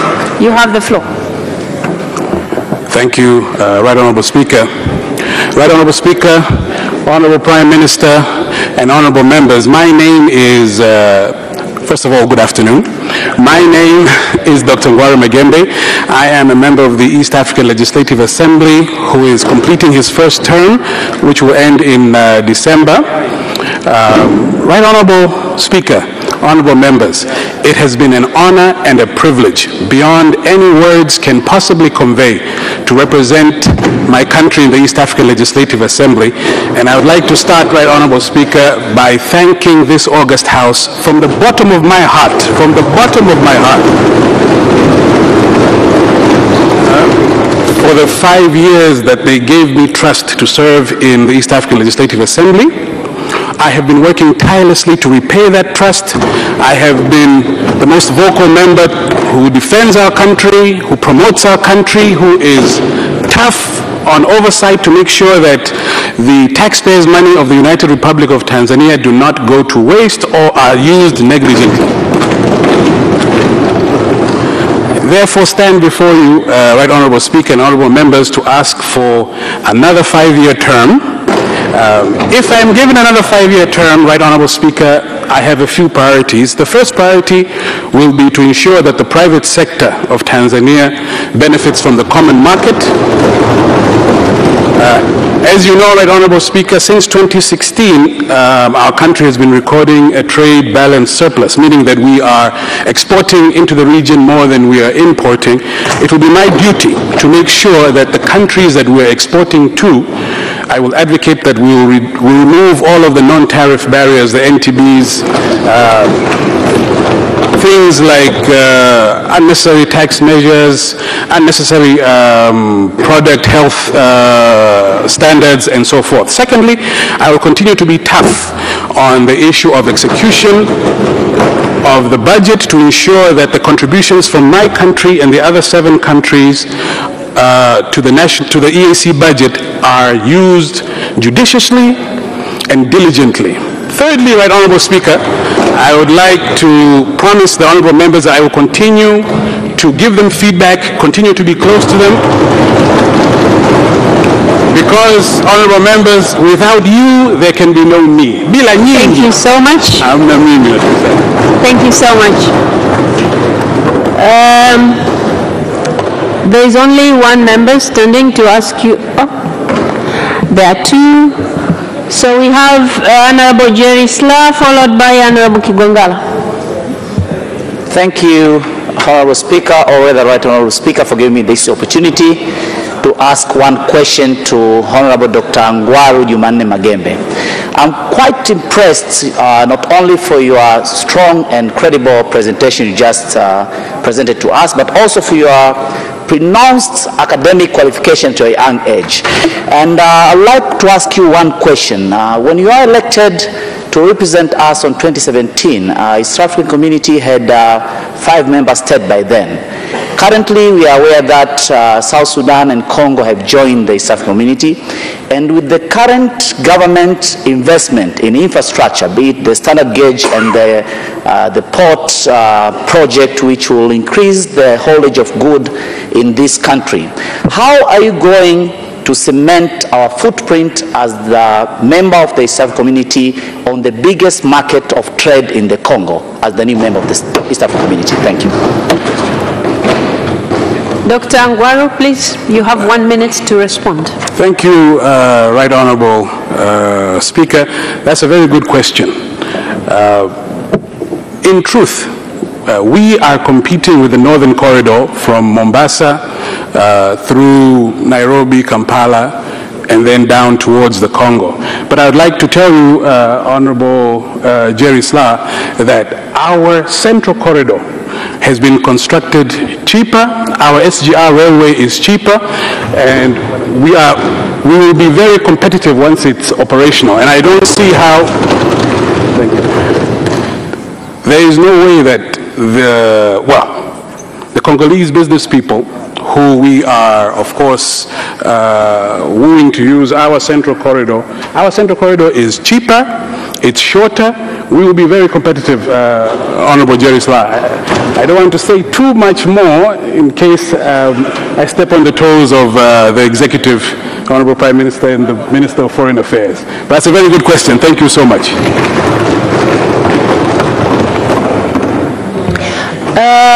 Honorable Dr. Kigwangala. Oh, sorry, I also forgot, because the candidate has only 1 minute to respond, so you have to try and be brief to your questions. Please. Thank you, Right Honorable Speaker. I would like to ask one question to the contestant, Dr. Ngwaru Magembe, and that is, Honorable Ngwaru Magembe, the world today is faced up with three most important challenges, which are environmental degradation, the threat to food security that is posed by environmental degradation, and the third one is the high rate of unemployment amongst the youth. I would like to ask you, if you are elected as a member of IALA, how are you going to foster the IALA as a constituent body of the East African community towards finding solutions of these three most important challenges? And what is your take? Well, only one, please. Only one. He has only 1 minute to respond, and you have already asked environmental issues and youth unemployment. So I don't know which one of the two should he address, because he has only 1 minute. Only one issue. So which one between the two, environmental degradation or unemployment? No, that's just a background. But the question is, what? You have already asked him. Come on, you have already asked him. Okay. Because you have asked him how he's going to, so when you began with how, that's the question. Okay. So I'm sure he has gotten it. I will rephrase it. What's your take towards fostering the solutions as an IALA towards solving the challenge of environmental degradation? All right. So, Dr. Ngwaru, you address environmental degradation, and you don't have to look at him because people don't hear you properly. Just look at at your mic. Thank you. Thank you, Right Honorable Speaker. That is another very good question. I believe one could write a doctoral thesis just to answer that question. But in short, environmental degradation is a real issue. And if re-elected, this is an area which I'm sure that I could form a bill that would help. Thank you. I could form a bill, and the bill would help to decrease environmental degradation within the 7 partner states. Thank you so much. Those were the 2 members of parliament who had wanted to ask you questions, and you have already responded to them. So I'm giving you 30 seconds to wind up, then you can leave. Thank you. Honorable Speaker, I would first like to start by asking you for your vote, and I'd like to ask for a vote of all of the members of Parliament here. There are votes for yes, yes, yes. Let's send Dr. Ngwaru Magembe back to the East African Legislative Assembly. And I love you all, and God bless you. Thank you so much. Thank you so much. Thank you.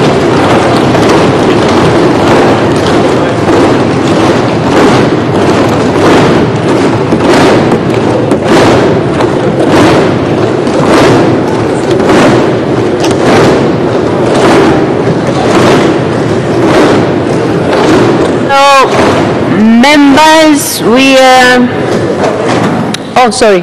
Waheshimiwa wabunge Waheshimiwa wabunge, kwa kutumia kanuni ya 34 na fasili ndogo zinazofuata hapo, tutaendelea na hii shughuli mpaka tumalize. Kwa hivyo katibu, endelea kuita waliosalia. Anayefuata ni ndugu Adui Saif Kondo.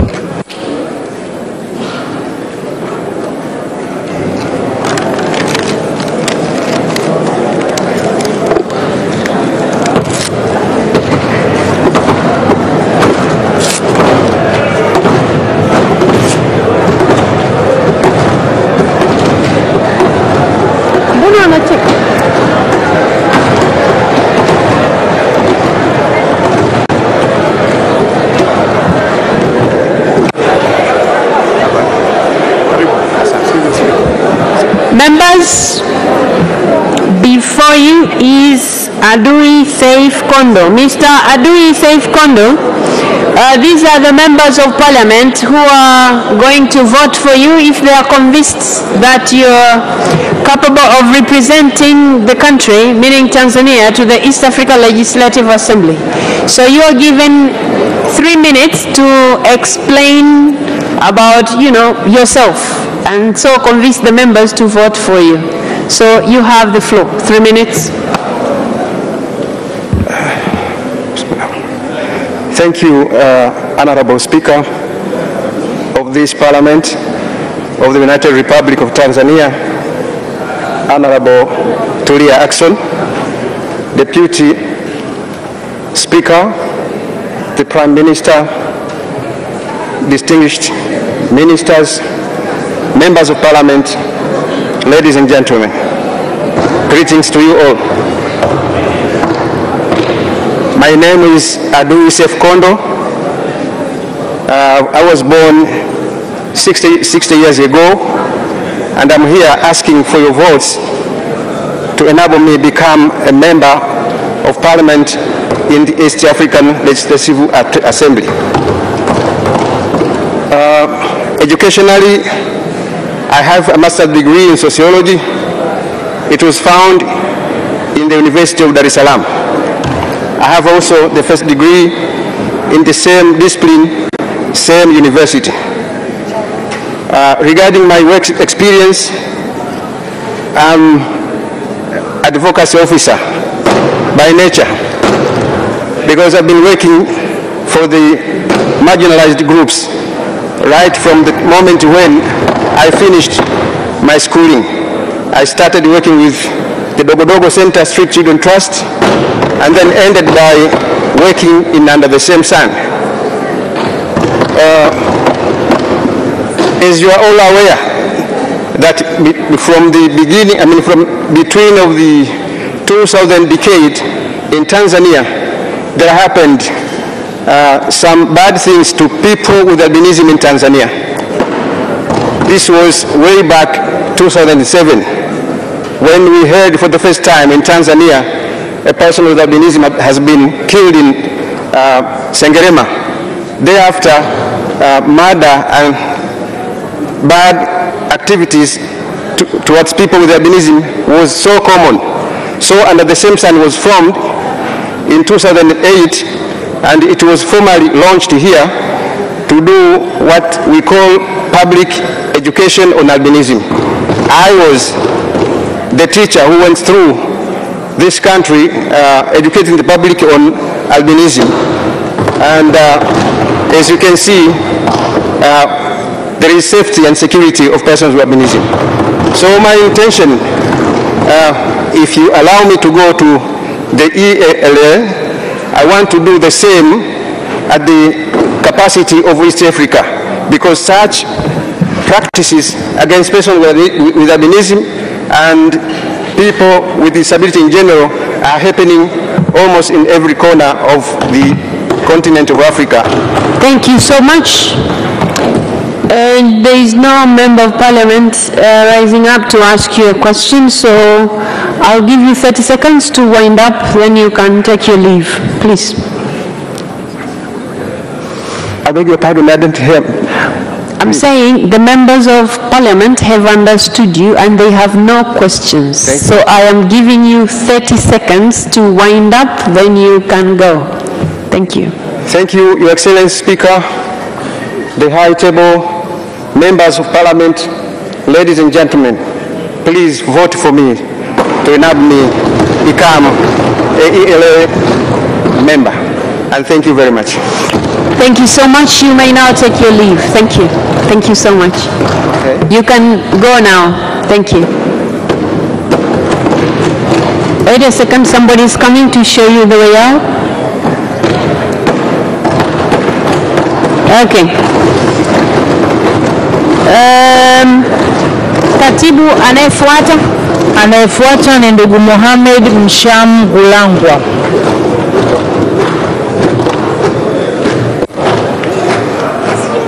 Ndugu Mohamed Msham Gulangwa.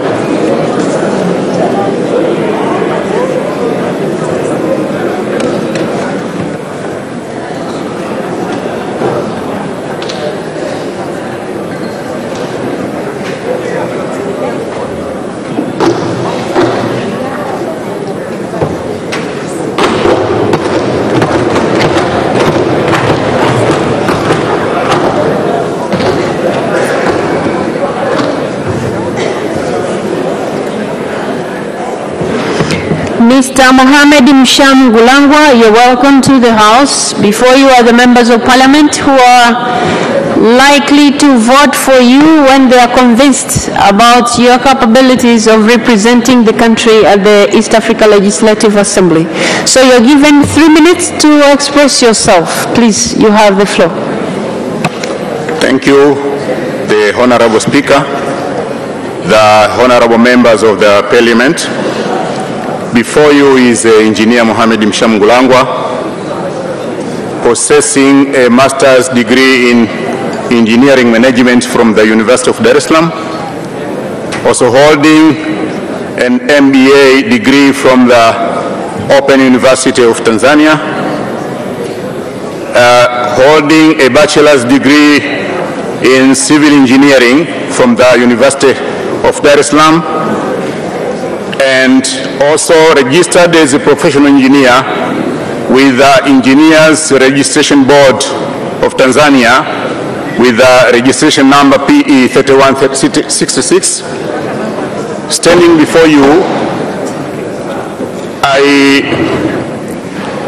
request for your votes to represent the nation in the East African Legislative Assembly.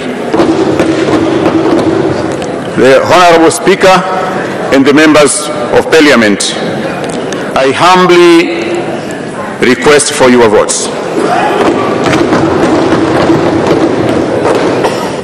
Okay. There is one member of Parliament who has just risen up to ask you one question. Honorable Manaisha Ulenge.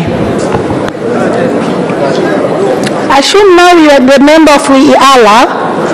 What is your two main agenda that will foster economic development, considering of the geographical advantage and the resources that Tanzania have? Yes, Mr. Mohamed Msham Gulangwa, you have 1 minute to respond. The Honorable Speaker, the members of Parliament, being a representative of the nation in the Assembly, I'll be led by the instructions from the nation because I'll be representing the same. So what I'll be doing there, I have passed through the core values of the EAC, and I know that team spirit, accountability, transparency, and the professionalism will be leading me. So as a representative, I'll be obtaining the instructions and the directions from the nation. So there was only one member who was interested in asking a question, so I'm giving you, there's somebody else? Honorable Condestas Charles. Thank you, Madam Speaker, for the chance. I just want to ask one question to Mr. Candidate. As we know, for now, Congo DRC have joined to East African community, and one of among the national interests is to make sure we reach the Congo market. So, Mr. Candidate, when we give you the chance, what are you going to make sure that our country will reach Congo market compared to another East African countries? As I responded to the first question. Wait a second. Mr. Ngulangwa, you have to be called first before you speak, before you address the House. Speaker. So now you have the floor. You have the floor. Yeah, the Honorable Speaker, the Honorable members of the Parliament, as I said before when I was introducing myself, I have the MBA from the Open University of Tanzania, and I also have the other capacities as explained earlier. Being a representative, it doesn't mean that I'm going to represent my party there, but I'll be representing the nation. So I'll be doing what the nation will be is directing me, and also the nation will be expecting from me. Thank you so much. Those were the questions from members of Parliament. And so now I give you 30 seconds to wind up, and then you can take your leave. The Honorable Speaker, the late President of Tanzania, Mr. Magufuli, used to say that maendeleo hayana chama.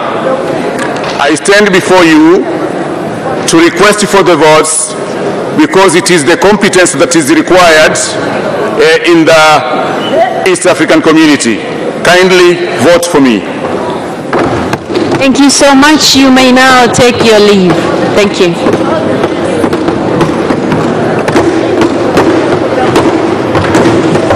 Katibu anayefuata ni Thomas Malima.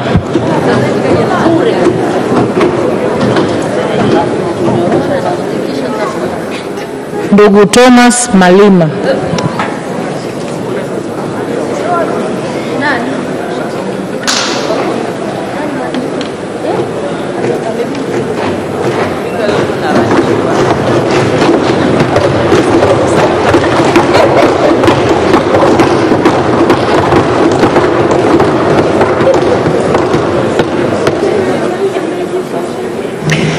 Mr. Thomas Malima, before you are the members of Parliament of Tanzania, and they would like to hear from you why they should elect you to be a country's representative to the East Africa Legislative Assembly.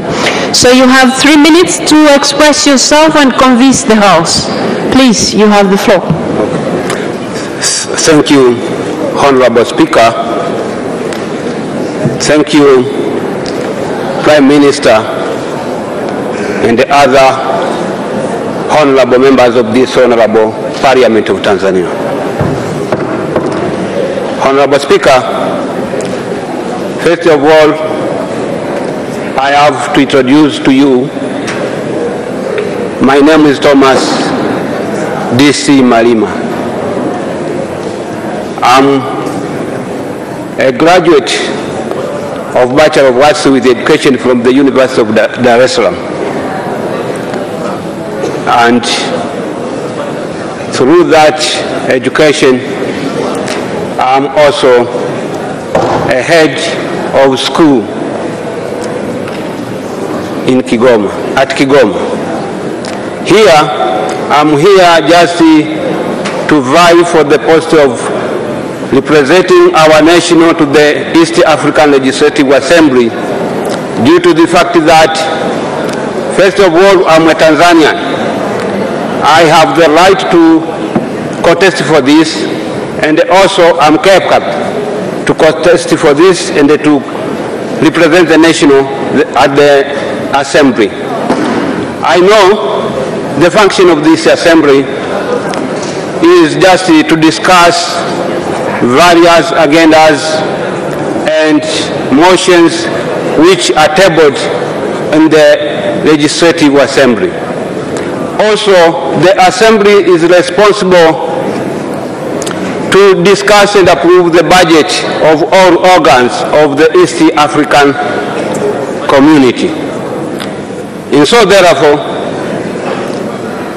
as a member of East African Legislative Assembly, if you will elect me to be a member, first of all, I will coordinate and communicate together with other elected members from Tanzania to take the national interest to the Legislative Assembly.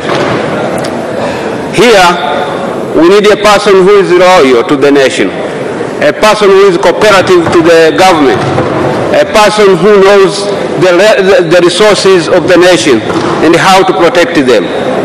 I'm the one who am able to cooperate with other members who will be elected and to be a member of this Legislative Assembly for the interest of the nation, so that to make the nation of our nation to grow longer. Also, as a member of this Legislative Assembly, I will make sure that I will take directives from the ministry responsible for East African community affairs, in order to make sure that when we are discussing issues in the Parliament, we will discuss according to the national privileges and priorities. Thank you so much. I see no member interested in asking any question. Oh, there's one. Yeah, there's only one. Honorable Alim Chungahela. Thank you, Mr. Honorable Speaker. This region has been one of the region has been one among the dumping place of the market. What are the strategies you have to alleviate the problem? Thank you. There was a noise. I did not understand where. Members of Parliament, is saying he didn't hear you. Mr. Honorable Alim Chungaila, can you repeat yourself, please? Yeah, what I say is this region is among the dumping place of the foreign market. What is strategy to alleviate the problem of dumping in this region of East Africa community? Okay.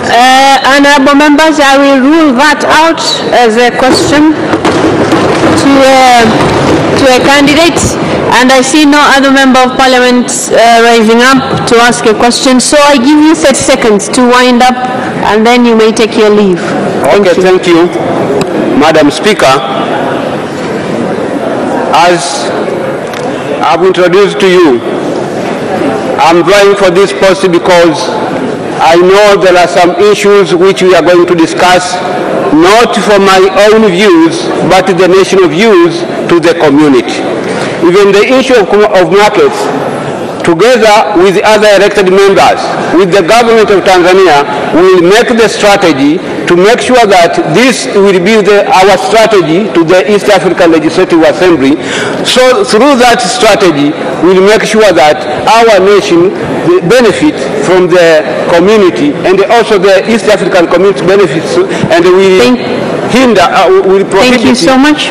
the dumping commodities from other countries, not from Thank you so much, Mr. Malima. Thank you. Thank you so much. You may now, thank you so much. You may now take your leave. Thank you. Thank you.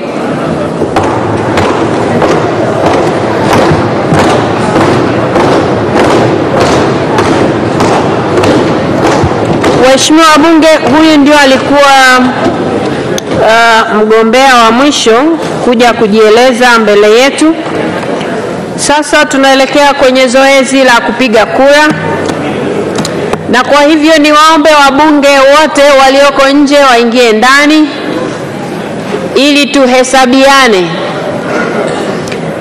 Na tukishamaliza hesabu, mbunge aliyeko nje, kwa sababu tunataka kutenda haki, hataruhusiwa kuingia tukishamaliza hesabu, ili tusisumbuke kwenye kuhesabu kura. Wabunge wote walioko nje waingie ndani. Zoezi la kuwahesabu linaanza mara moja.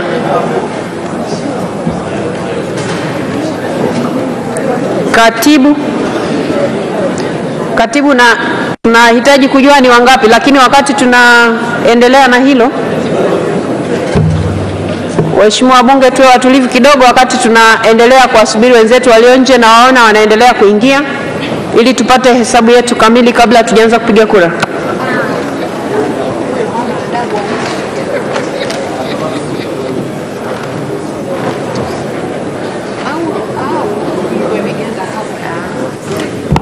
Haya, wakati hesabu inaendelea kupigwa hapa, katibu na timu yake waendelee kujiandaa, kwa sababu zoezi la kupiga kura linapoanza karatasi zitagawiwa.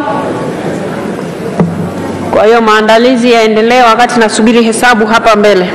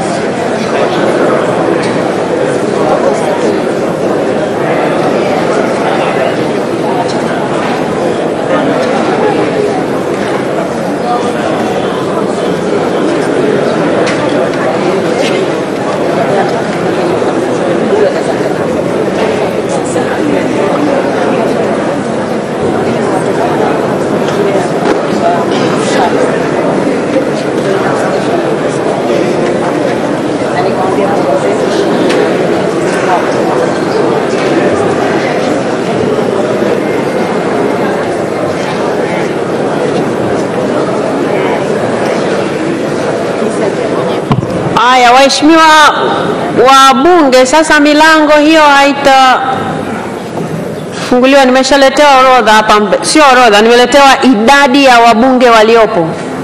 Kwa hiyo wasaidizi, milango iko mitatu ya kutoka na kuingia hapa ndani. Mjipange vizuri ili kama mtu yuko nje, maana yake niletewe kwanza taarifa hapa ndo aingie humu ndani, ili tusije tukapata changamoto kwenye kuhesabu kura. Wasaidizi mjipange kabisa milangoni. Asanteni sana. Waheshimiwa wabunge, idadi ya wabunge tuliopo tayari kwa ajili ya kupiga kura ni 300. Wabunge tumehesabiwa na tuko 300. Kwa hiyo zoezi la kupiga kura litaanza sasa. Katibu na timu yako, tunahitaji sasa makaratasi yaanze kugawiwa. Tuko wabunge 300. Kama kuna mbunge anaongezeka asiingie kabla sijapewa taarifa hapa mbele.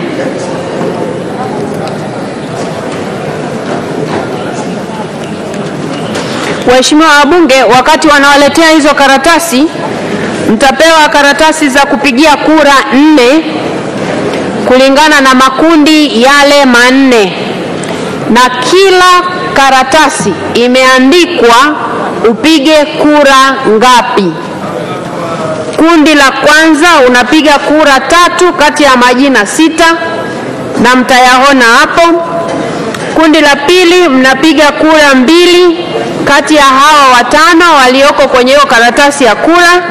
Lakini kundi la 3 mtaona majina yako 3, mnatakiwa kupiga kura 1 na kwenye karatasi pia imeandikwa.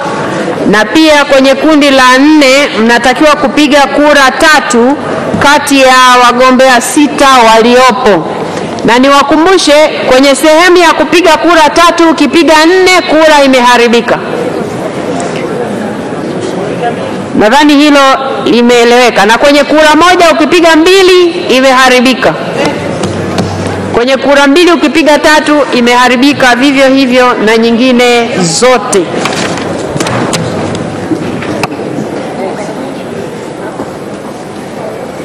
Wasaidizi sasa mtawanyike tayari kwa kugawa kura.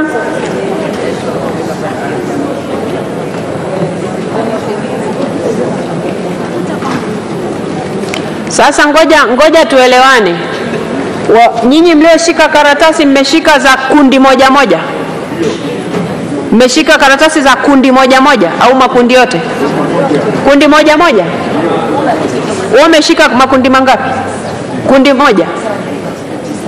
Kundi A. Yule kule nyuma. Sasa kama hivyo ndivyo katibu. Ngoja njoo. Kama ndivyo, kama mnagawa moja moja, nendeni kwa pamoja. Kama mnagawa moja moja, nendeni kwa pamoja ili mnampa huyu 4 mpaka tutakaposema nani hajapata, tutajua hajapata karatasi ipi, kwa sababu la sivyo tutachanganya mambo.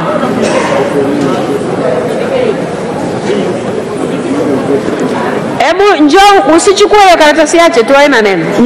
Njoo huku mbele. Wale walioshika kundi A ni wepi? Walioshika kundi A? Haya, kundi la kwanza. Jamani, mwe mnanisikiliza huku. Wewe na wewe umeshika ya kwanza. Huyu wewe. Sogea nyuma kidogo, si wewe. Sogea wewe, mpanda. Sasa mfuatane kwa mtindo huo. Ngoja anzieni hapa kwa Mheshimiwa Sanga. Mpeni, hakikisheni anapata karatasi 4 za makundi yote, mnaenda namna hiyo. Kwa sababu mkitawanyika hatutajua mnaenda kugawa kura namna gani. Sijui nimeeleweka? Yaani anapopita A, anapita na B, anapita na mwingine. Kwa hiyo mwingine anzie pale kwa waziri mkuu. Kwa waziri mkuu A, B, C, D pale. Kwa hiyo mnaenda kwa makundi namna hiyo.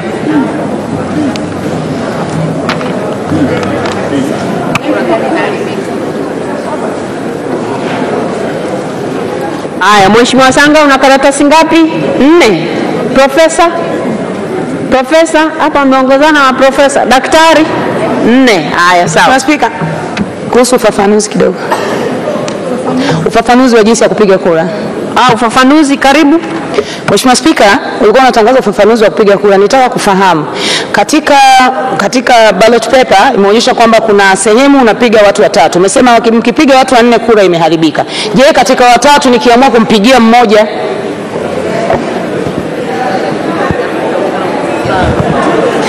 Sawa, sasa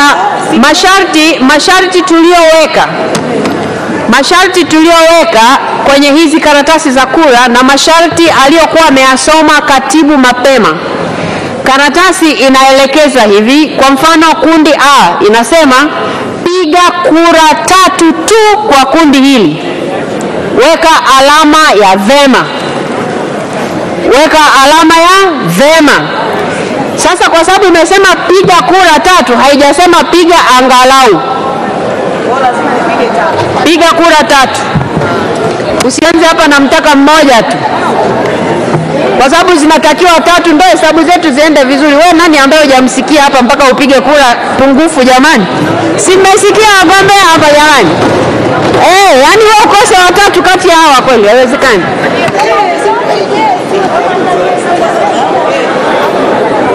Haya, waheshimiwa wabunge, zoezi la kugawa makaratasi limeshaanza, na sasa naambiwa wako wabunge nje wanasubiri kuingia. Sasa kama nilivyosema, zoezi letu ni la wazi. Nataka kujua wako wangapi, upande huu wako wangapi?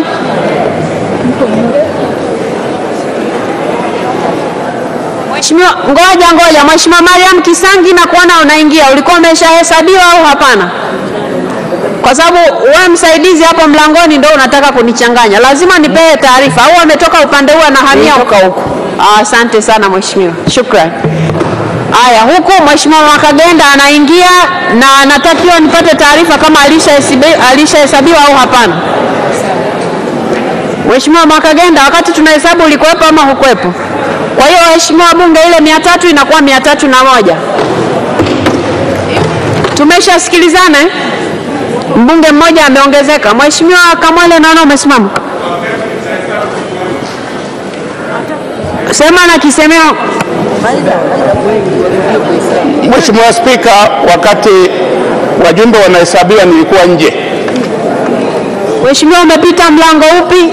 Maana isije kuwa walikuhesabu alafu hapa nikaongeza idadi, isije ikaleta changamoto. Umepita upande upi? Upande huu. Upande huu? Ndio. Haya, kwa hiyo 302.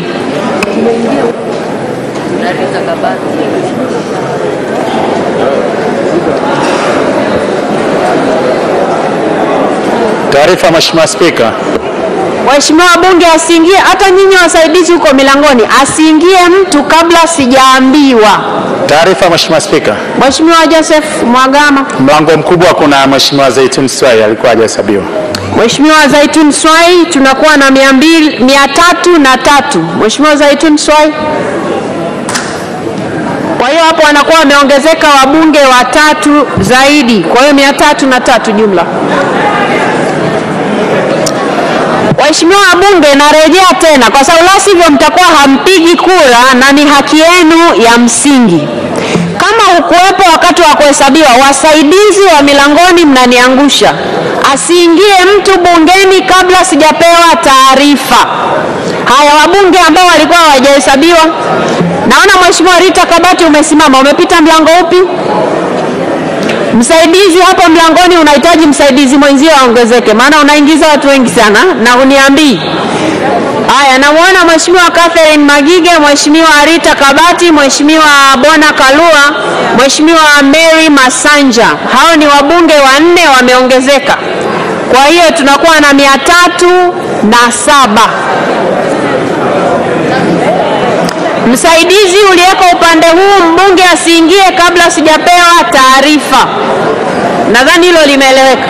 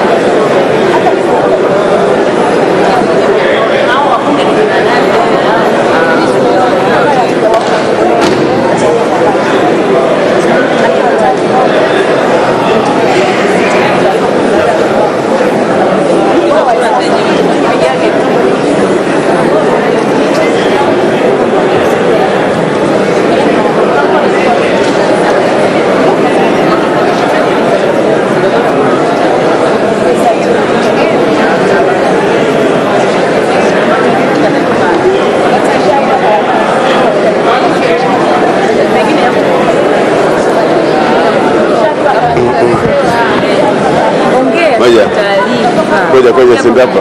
Singoja kwanza. Ongea kwenye mic. Mheshimiwa Spika, taarifa Mheshimiwa Spika. Mheshimiwa Charles Kajegi. Mheshimiwa Spika, mimi sina okay kama na mimi nimehesabiwa.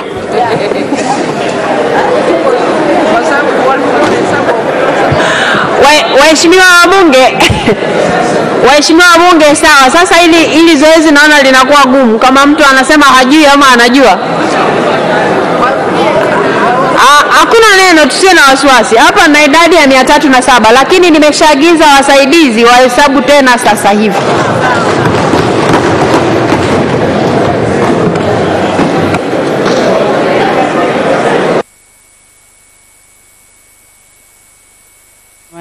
Wa Bunge TV, hayo ndio yanaendelea ndani ya ukumbi wa Bunge. Na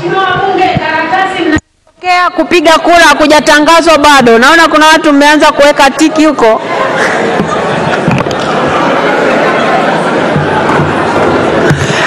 Subirini wote tupate karatasi, kwa sababu kama zitakuwa karatasi zimepelea, zoezi litakuwa litatusumbua kidogo. Kwa subirini kidogo. Subirini kidogo.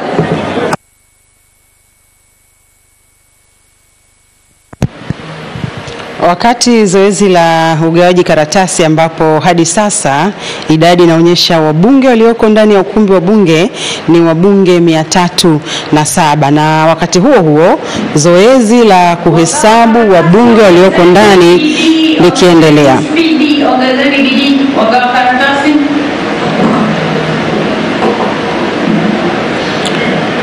Tungali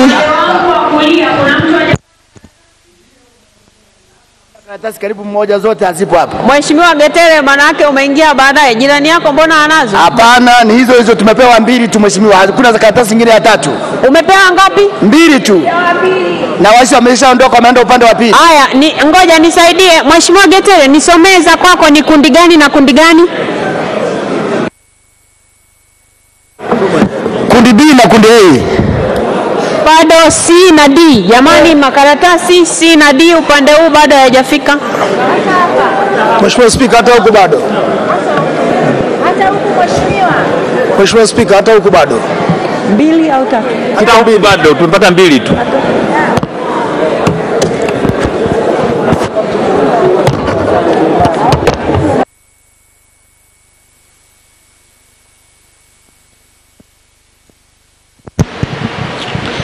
Tunaendelea kuangalia, kuyatazama. Ngoja, twende vizuri. Nyinyi mnaogawa makaratasi nisikilizeni. Mtu ambaye ana kundi C na D, hebu anyoshe mkono. C na D. Sio wabunge wanaogawa karatasi C na D. Nani wanazo? Wewe mwenye C hapo katikati. Wewe unaongea na Mheshimiwa Neema Mgaya. Una kundi gani? Njoo malizie kwanza hapo. Mwenye D, mwenye kundi D. Nyinyi wasaidizi wa katibu, mwenye kundi D, mmoja arejee huku. Malizeni kwanza upande huu. Maliza hapa, alafu fuata panavyofuata. Rudi hapa. Rudi hapa. Anzia hapa. Haya, kule nyuma nani hana 4?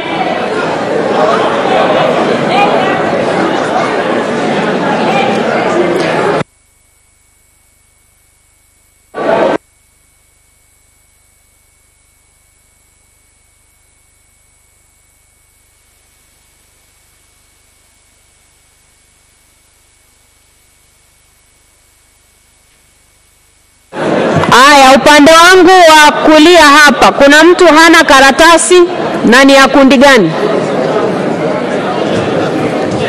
C huna. Huyo wa nyuma yako ana nini? Haya, C yule pale akupe.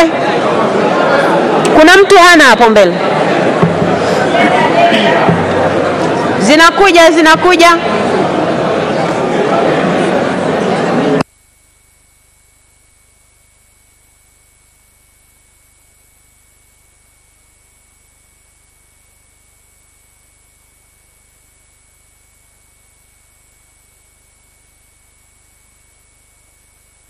Bunge TV, kinachoendelea ni zoezi la ugawaji karatasi kwa ajili ya zoezi muhimu la upigaji kura. na huku wasaidizi wa katibu wakihakikisha kila mbunge basi anapata karatasi kutoka kwa makundi manne, makundi ambayo ndio ambayo yamegombewa katika nafasi hizo za wabunge. Wanaohitajika ni 9 na 9 ni kila nchi wanachama wa Jumuiya ya Afrika Mashariki wanakuja na wabunge 9, wabunge ambao kwa pamoja wataliunda bunge la Jumuiya ya Afrika Mashariki. Wengine kule nyuma kuna mtu hana karatasi yoyote hapa? Wote mnazo 4. Mheshimiwa Matei, wote mnazo 4 sasa. Bado ipi? Nini? Aya, kundi D mpelekee karatasi Mheshimiwa Juliet Masaburi.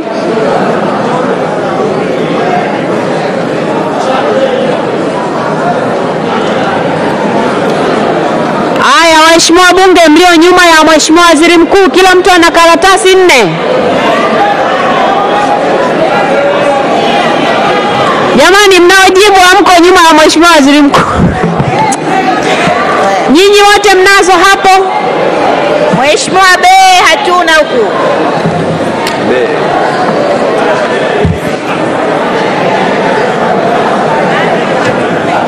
Mheshimiwa Rita Kabati, huna karatasi gani? Aya, A huku mbele, mpelekeni karatasi Mheshimiwa Rita Kabati. Yule anayegawa A ampelekee karatasi Mheshimiwa Rita Kabati. Mheshimiwa Spika, B hatuna hapa. B. Nani anayezungumza?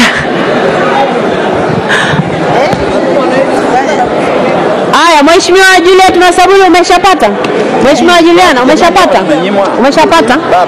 Mheshimiwa Rita Kabati bado. Kundi A.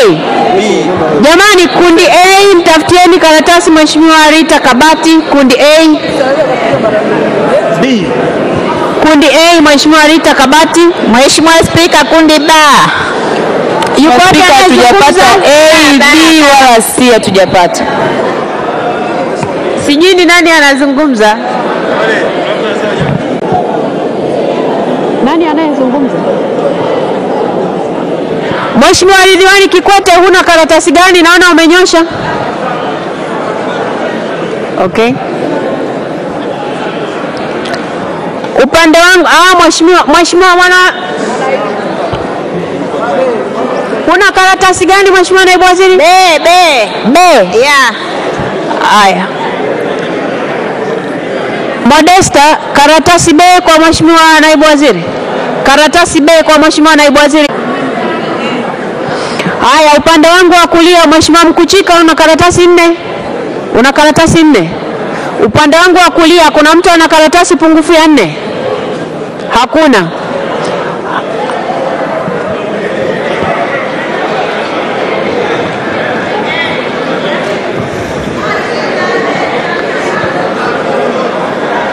Mheshimiwa Neema Mgaya, huna karatasi namba ngapi?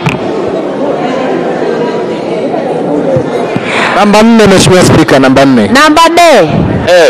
D, mwenye karatasi D awape Mheshimiwa Neema, Mheshimiwa Lusinde, Mheshimiwa Hussein.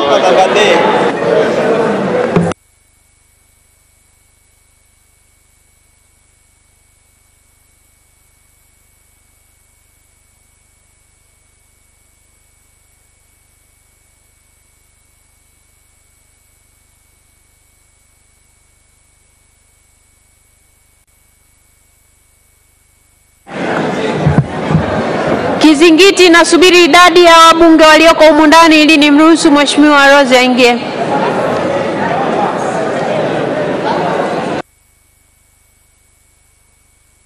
Mgombea Ado Shaibu Ado, Jafari Saidi Mneke na Mashaka Halfani Ngole. Hili ni kundi la vyama vya walio wachache bungeni na hili limetambuliwa kama kundi C. Na kundi D ni wagombea kutoka Tanzania bara. Hili lina mgombea Hansari Abubakari Kachwamba na lina James Kinyasi Milia, Dr. Ngwalu Jumanne Magembe, 4 Adui Seifu Kondo, 5 Mohamedi Mshamu Bulangwa, na sita ni Thomas Malimba. Hili ni kundi D.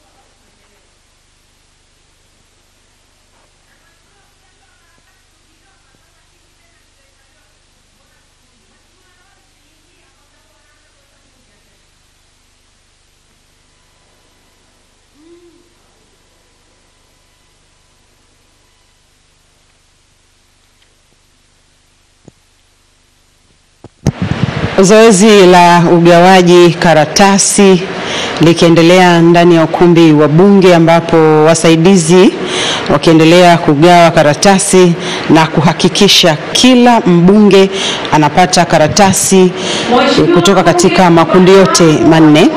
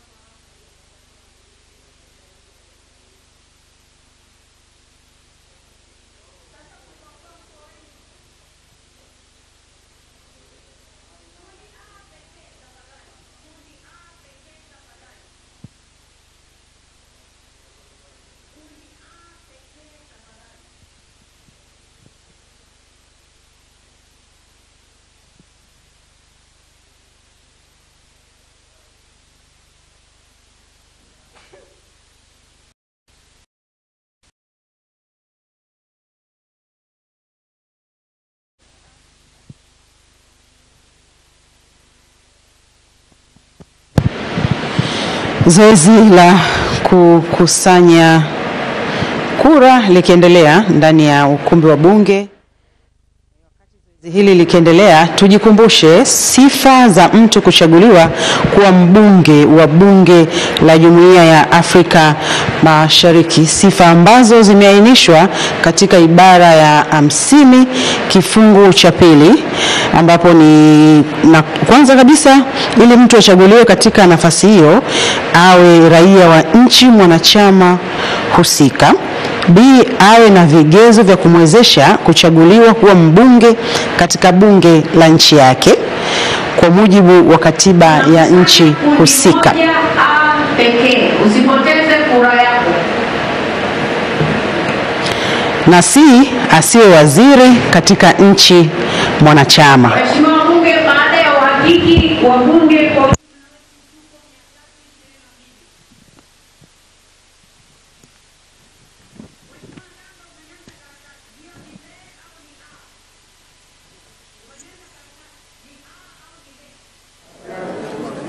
tayari, asante sana.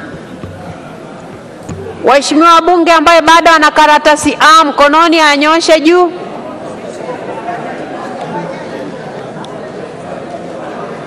Haya, kundi A mnaokusanya karatasi ongezeni mwendo.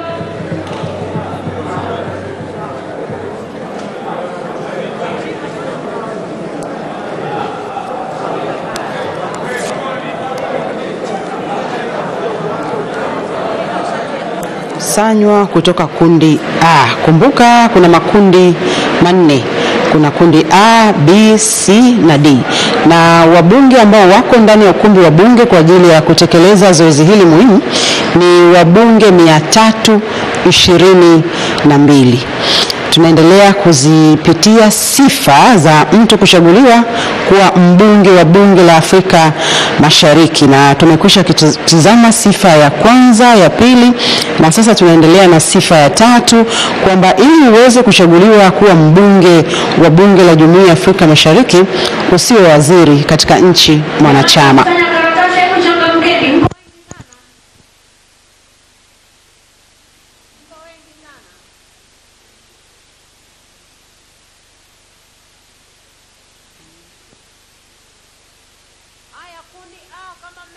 Kukusanya, rejeni huko mbele. Nani ana karatasi ya kundi A bado, waheshimiwa bunge? Kundi A, rejeni huko mbele na mabox. Kule nyuma Modesta, kuna mtu hajapiga kura au shida iko wapi?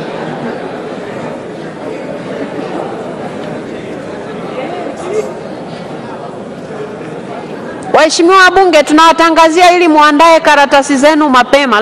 La sivyo hili zoezi litakuwa gumu sana. Humu ndani si tunajua jamani kusoma na kuandika au? Kuna mtu haioni A?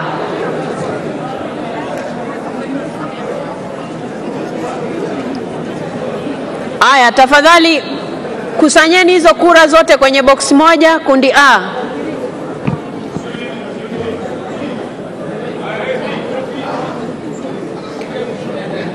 Iko hapa. Aya, funika hizo kura tafadhali. Aya, kundi B sasa. Kundi B, nyinyi mko wengi, anzia upande huu wawili, anzia upande huu wawili. Kundi B, Modesta huku, wawili huku. Haya, anzia hapa, ndio maana mnachanganya mambo, au zimejikusanya pembeni? Haya, tunaanza kukusanya kundi B sasa.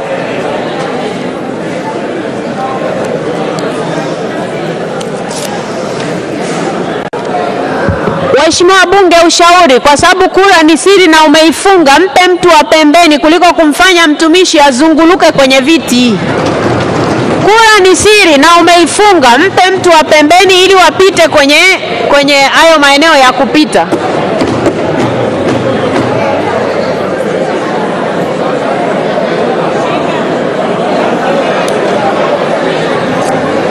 Kunja kura yako, mpe mtu wa pembeni, hatoifungua.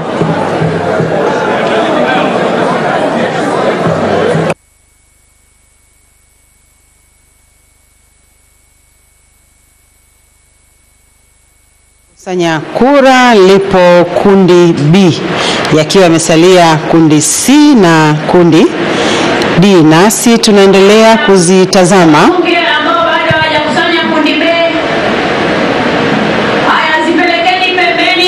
Zipelekeni pembeni.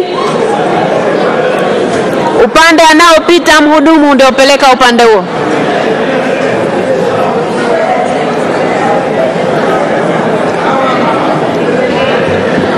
Mheshimiwa Kitila ndio uko pembeni, tukusanyie kura. Naona majirani zako bado wanapeperusha hapo.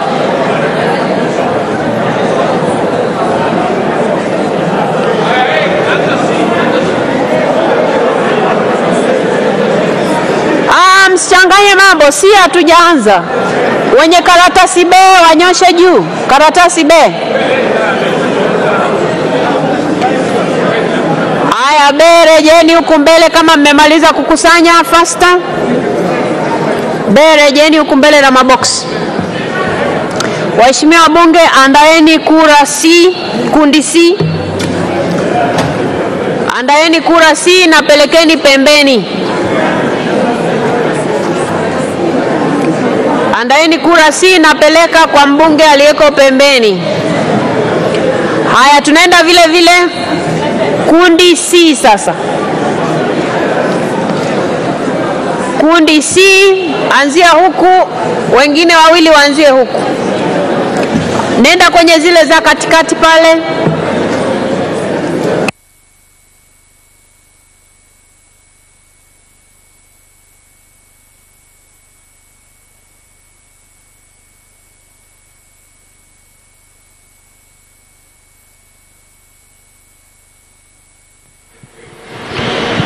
Sifa ya 4 ya mtu kuchaguliwa kuwa mbunge wa bunge la Jumuiya ya Afrika Mashariki ni kwamba asiwe mtumishi wa Jumuiya ya Afrika Mashariki, na sifa ya 5 awe na uzoefu na nia ya kuendeleza malengo na madhumuni ya Jumuiya ya Afrika Mashariki.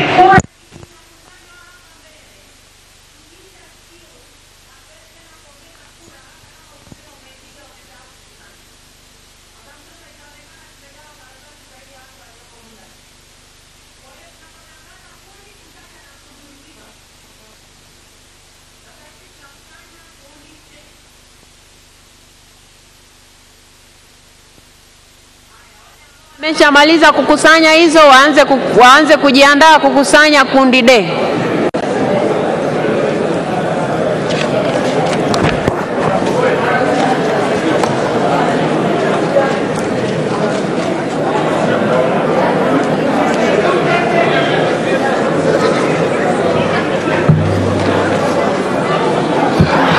Haya, kundi C rejeni mbele haraka.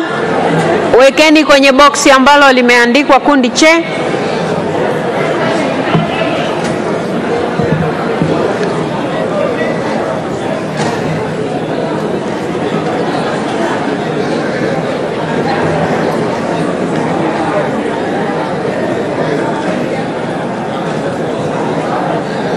Haya, anzeni kukusanya kundi D. Waheshimiwa bunge, peleka kwa mbunge aliyeko pembeni.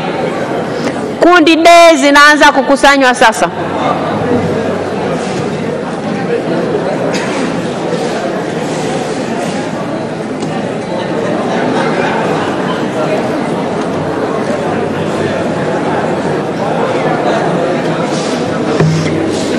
Katibu.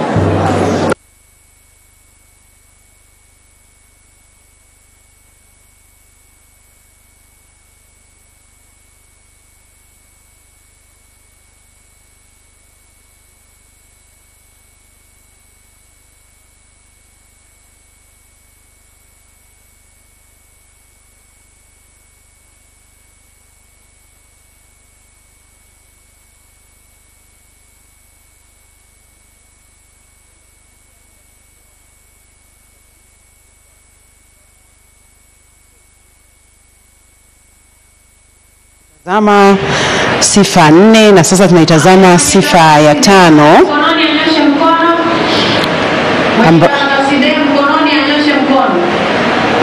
Haya, zinakusanywa hapo.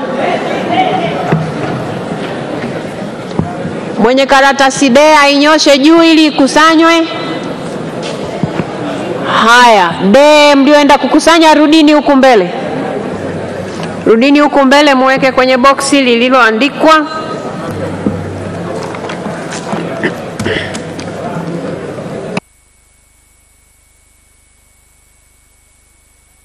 Moja ya kifungu cha kwanza ya mkataba, muda wa ubunge katika bunge la Afrika Mashariki ni miaka 5, ambapo mbunge anaweza kuchaguliwa tena kwa kipindi kingine cha miaka 5. Na kama ambavyo umeshuhudia wakati wagombea wakijinadi kuomba kuchaguliwa katika nafasi hizi, wapo ambao wamesema tayari. Naam, tumsikilize Spika wa Bunge.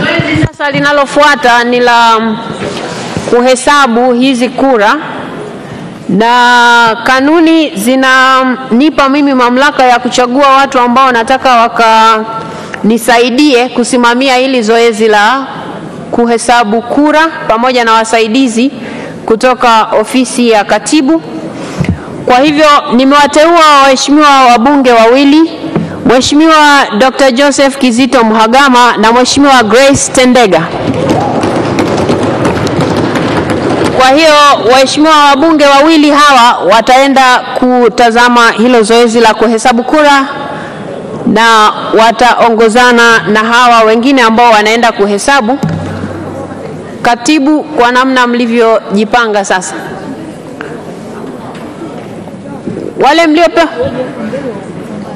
wale mlioteuliwa kwenda kuhesabu kura muongozane na. Aya, asante sana.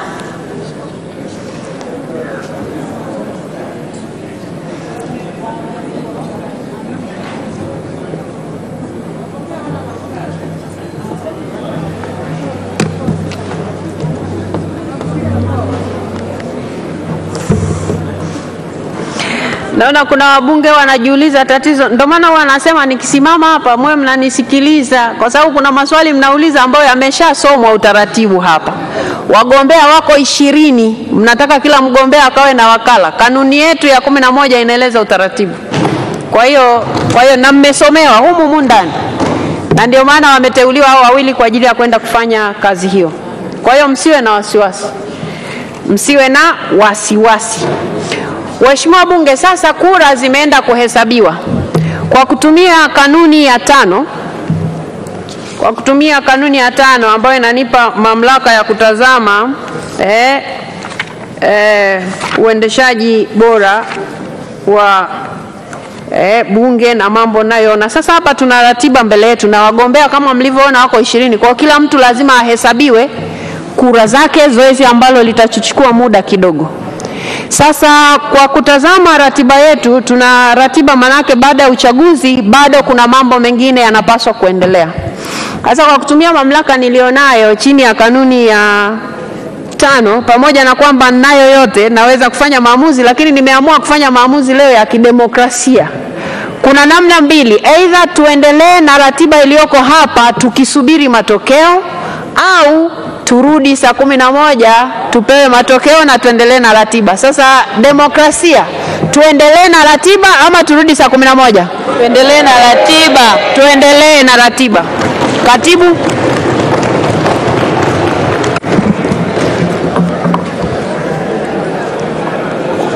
Hoja za serikali, miswada ya sheria ya serikali, mswada wa sheria ya marekebisho ya sheria mbalimbali za fedha wa mwaka 2022, the Written Laws Financial Provisions Amendment Bill 2022, kusomwa mara ya pili.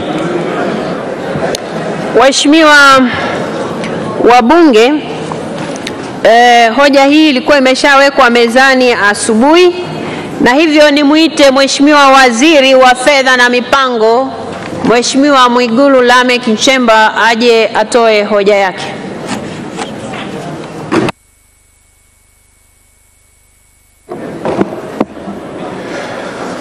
Mheshimiwa Spika, naomba kutoa hoja kwamba mswada wa marekebisho ya sheria mbalimbali za fedha mwaka 2022, the Written Laws Financial Provision Amendment Act 2022, pamoja na marekebisho yake sasa usomwe kwa mara ya pili.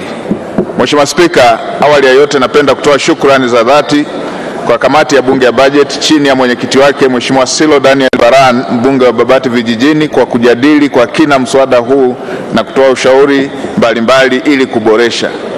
Mheshimiwa Spika, napenda kuhakikishia bunge lako tukufu kwamba mswada huu umezingatia kwa kiasi kikubwa